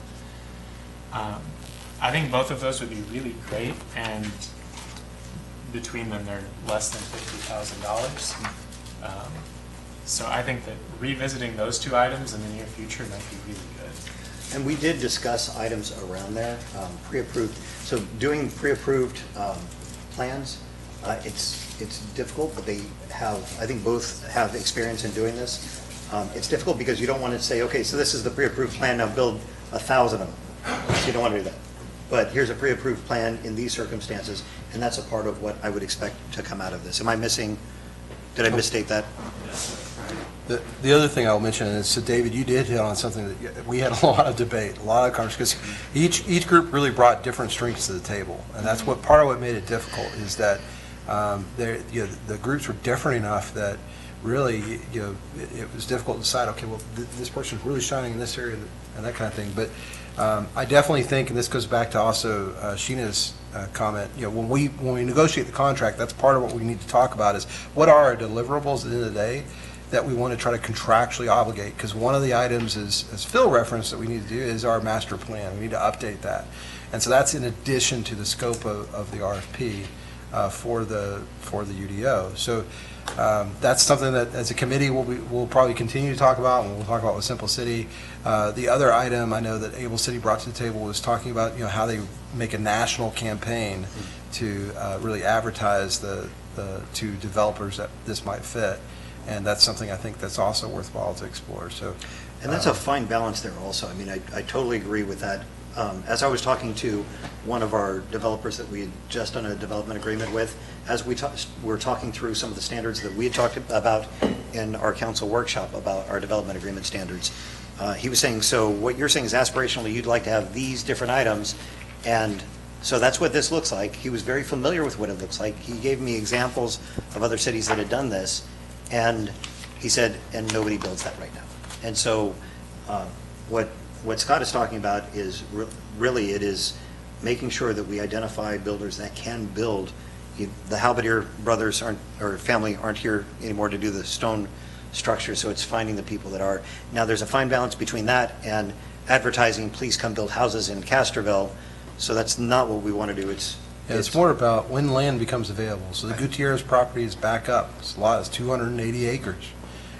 We would be able to help the owner market that to a builder that we believe is going to build what we'd like to see built, right? As opposed to right now, it's just land for sale. Right. And I think, but you're absolutely right. It's a fine line, because I know there's a lot of people that are like, we don't want to grow. We're not. That's not what we're advocating for. What we're saying is, if it's going to happen, it's going to happen anyway. What can we do to try and steer that outcome to something that's appropriate for the city? Okay, And I that's got a a question, challenge. because we keep bringing up like making it out of stone and stuff like that. I thought there was a Texas law that says we can't. There is, Yep. and we're getting kind of a far afield from what we actually have. Okay. So we'll continue to go through this, and Okay. and I think that part of this, as we go forward, is going to be with some of the public engagement, is a continuation actually of the Journey series. So we'll go through and we'll talk about what does it look like in action, what is legal, what is aspirational, and what we're talking about across the board is making sure that we've got a firm in here that can help us work with developers and say these are required, these are aspirational, and getting into some of those. So, good call. All right, so any other questions, comments? Do I have a motion to approve? I would like to move that we approve the awarding of contract for professional services for the development of a unified development code to Simple City. Great. Do I have a second? Aye. Second. I second. All right, further discussion? All in favor? Aye. All opposed? Motion passes. Thank you, and I'm sorry. 7 years. 7 years. Finally. That was the reason I ran for office. And this is, if I can just comment on, one of the biggest questions that I got as we did the recap for the Journey series is, okay, this is great aspirationally, this is great, you want to do this, how are we going to actually accomplish this? And this is how we do it. So council has just made a decision to help us move to that point. We're getting ever closer on that. It's taken us a year to get to this point. We've still got another year or two to get us to that point, but we're 20 years too late already. Yep. All right. Next item is executive session.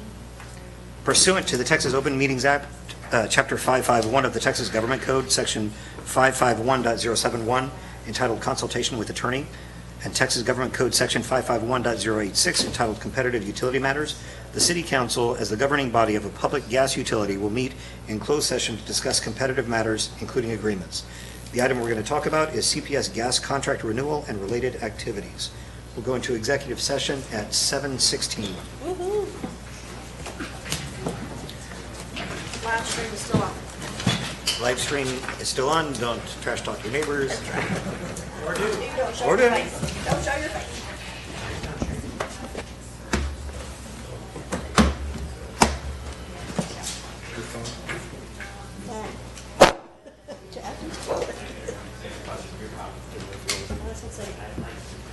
Don't push that button. They took it, that's my signature that they took down when they did. I didn't know what it was. Yeah.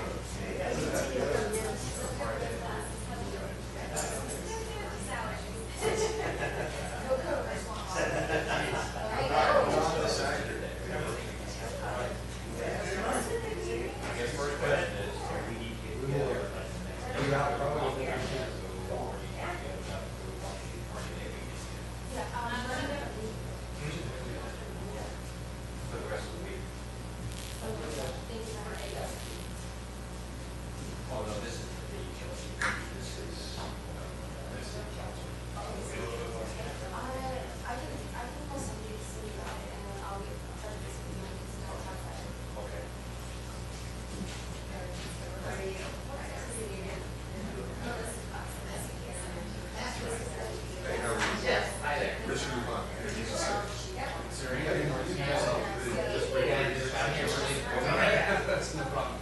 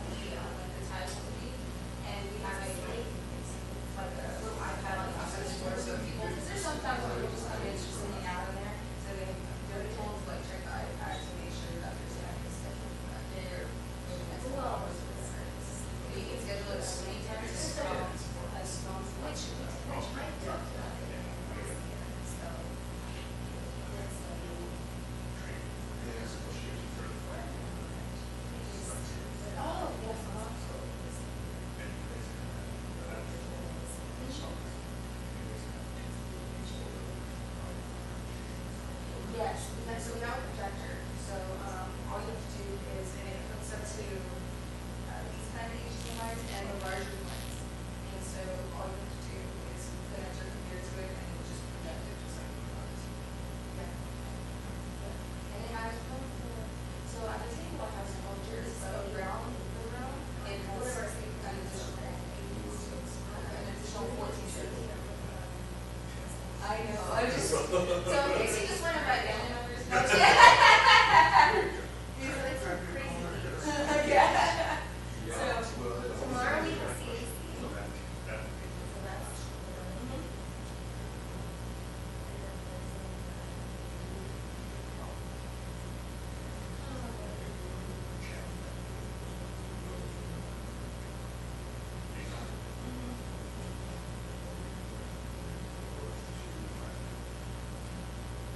Yes, just let me know if it's, let me know if it's gonna be, and I'm gonna send, I'll shoot an email out to the tenants, just to make sure that if they were planning on doing anything, just to state, we'll kind of mark it out on the map where you plan on being, and then, just to send that to them, so you know, kind of stay away from this area, or you can get. Yeah. Okay.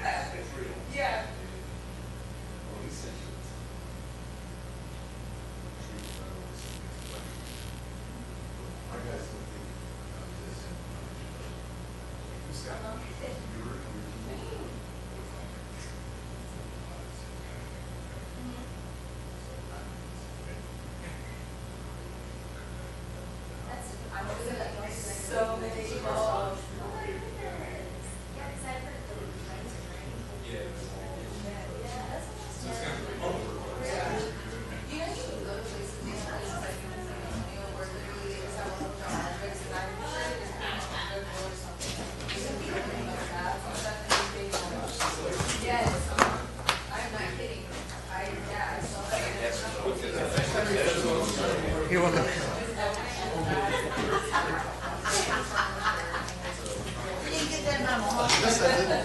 I didn't get the blue shirt.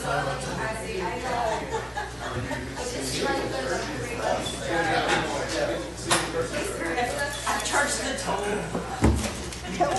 Sorry, I don't wear my boots just in case it rains. Oh, neat. I want to see that. They poured the floor and start forming up the walls. Is that popcorn? Oh, peanuts. That smells good.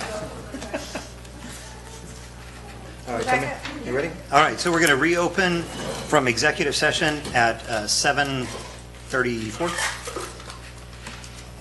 Okay, so we have no action from executive session. Our attorney's going to look at any contracts and bring back a recommendation. I think that we're going to be looking at this in potentially our next council session. We do have CPS here. Did you guys want to introduce yourselves? And I appreciate you showing up. Thank you. And we were bragging about your husband earlier. He's doing a great job. Well, good evening, Mayor and Council. My name is Richard Lujan. I'm the Vice President for CPS Energy's Gas Solutions team. It's good to be here. We have had a great relationship through I think over 13 years now on this O&M contract. We've decided to take a change in direction, get back to our core business. And so, our intent is, to transition this year. But I wanted to emphasize a commitment to do everything we can and stay on board to assist in any kind of transition we need to make. We've done a lot of work. We care about this community and we care about the safety of this community. And so, that's why we're here, and we look forward to our discussions in the coming year and just working through a transition. Great. Thank you. Thank you, Richard. All right.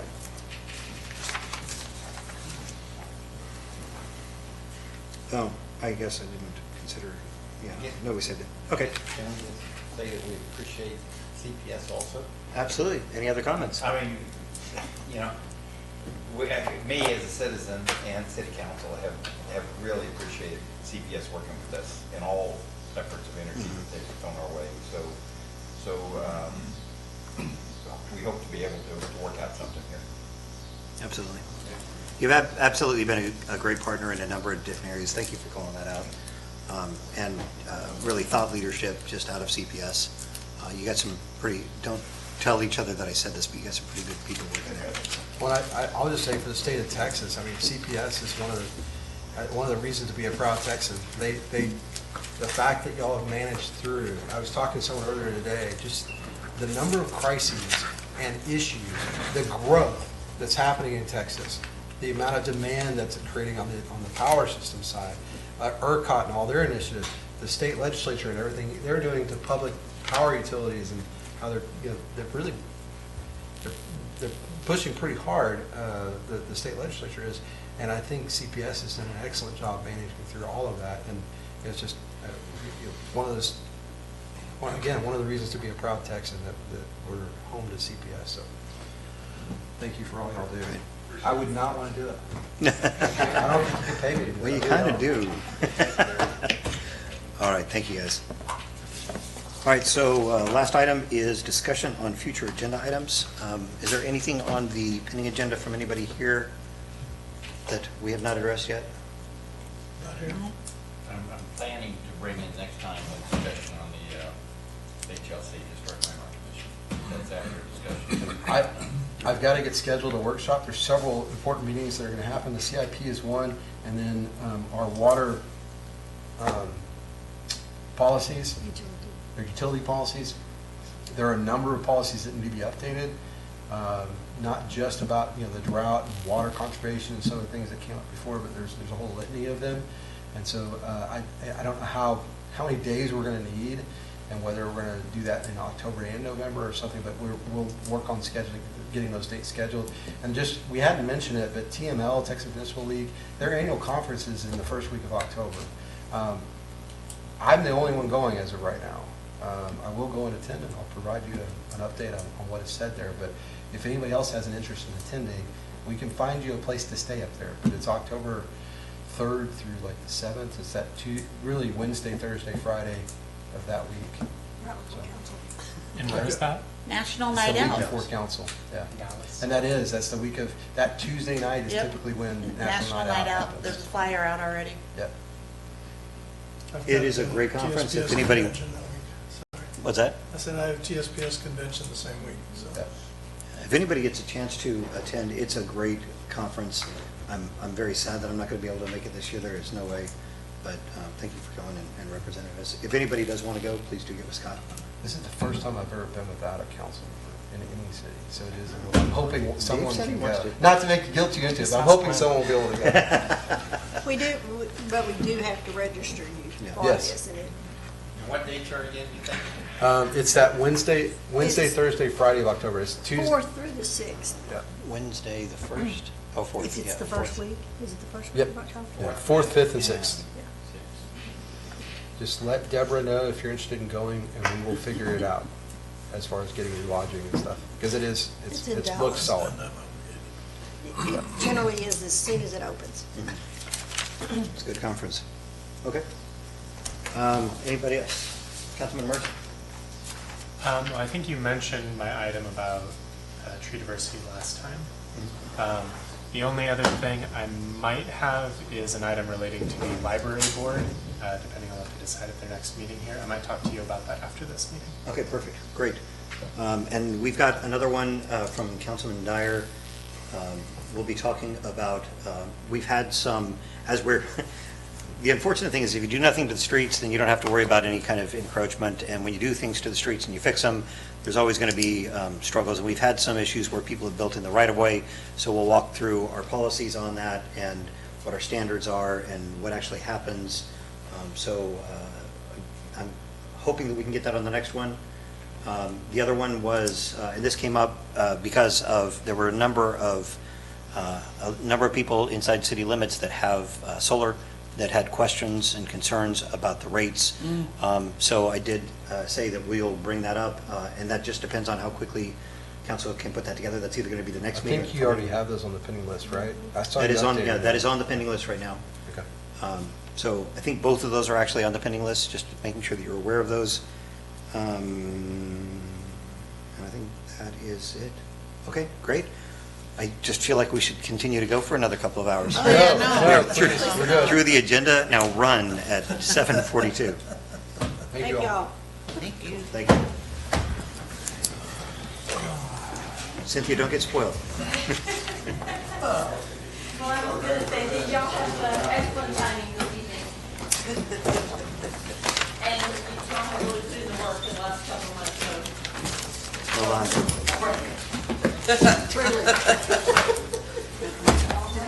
Oh, and if you guys, See that? this Sunday, the American Legion is having their annual Veterans Appreciation. They're selling chicken plates with chicken plate quarters, rice, beans, and potato salad, and healthy plate, and it also includes dessert. That's Sunday? This Sunday from 11 to 1 at the Legion Hall. Hey, next time we have something going on at the Legion Hall, let's get it onto one of the reports, and that way we can talk about it at the very beginning, but did you post that already, the American Legion Hall? Oh, we got the flyers out and Okay, cool. everything, so. I Did missed y'all the have a last one. meeting Sunday? There was a bunch of cars there Sunday. Was it Sunday? That was church. Calgary Church rents our hall for their Oh, church. I was here and I was like, wow, they must be having some Yeah, no, meetings. that's the Calgary Church. So he said This that, Sunday is our they had thing. some issues Okay, all right. with Good deal. Be careful. some of the quality. He said that he went back and he had them redo the overlay, what's Yeah. going on the other one?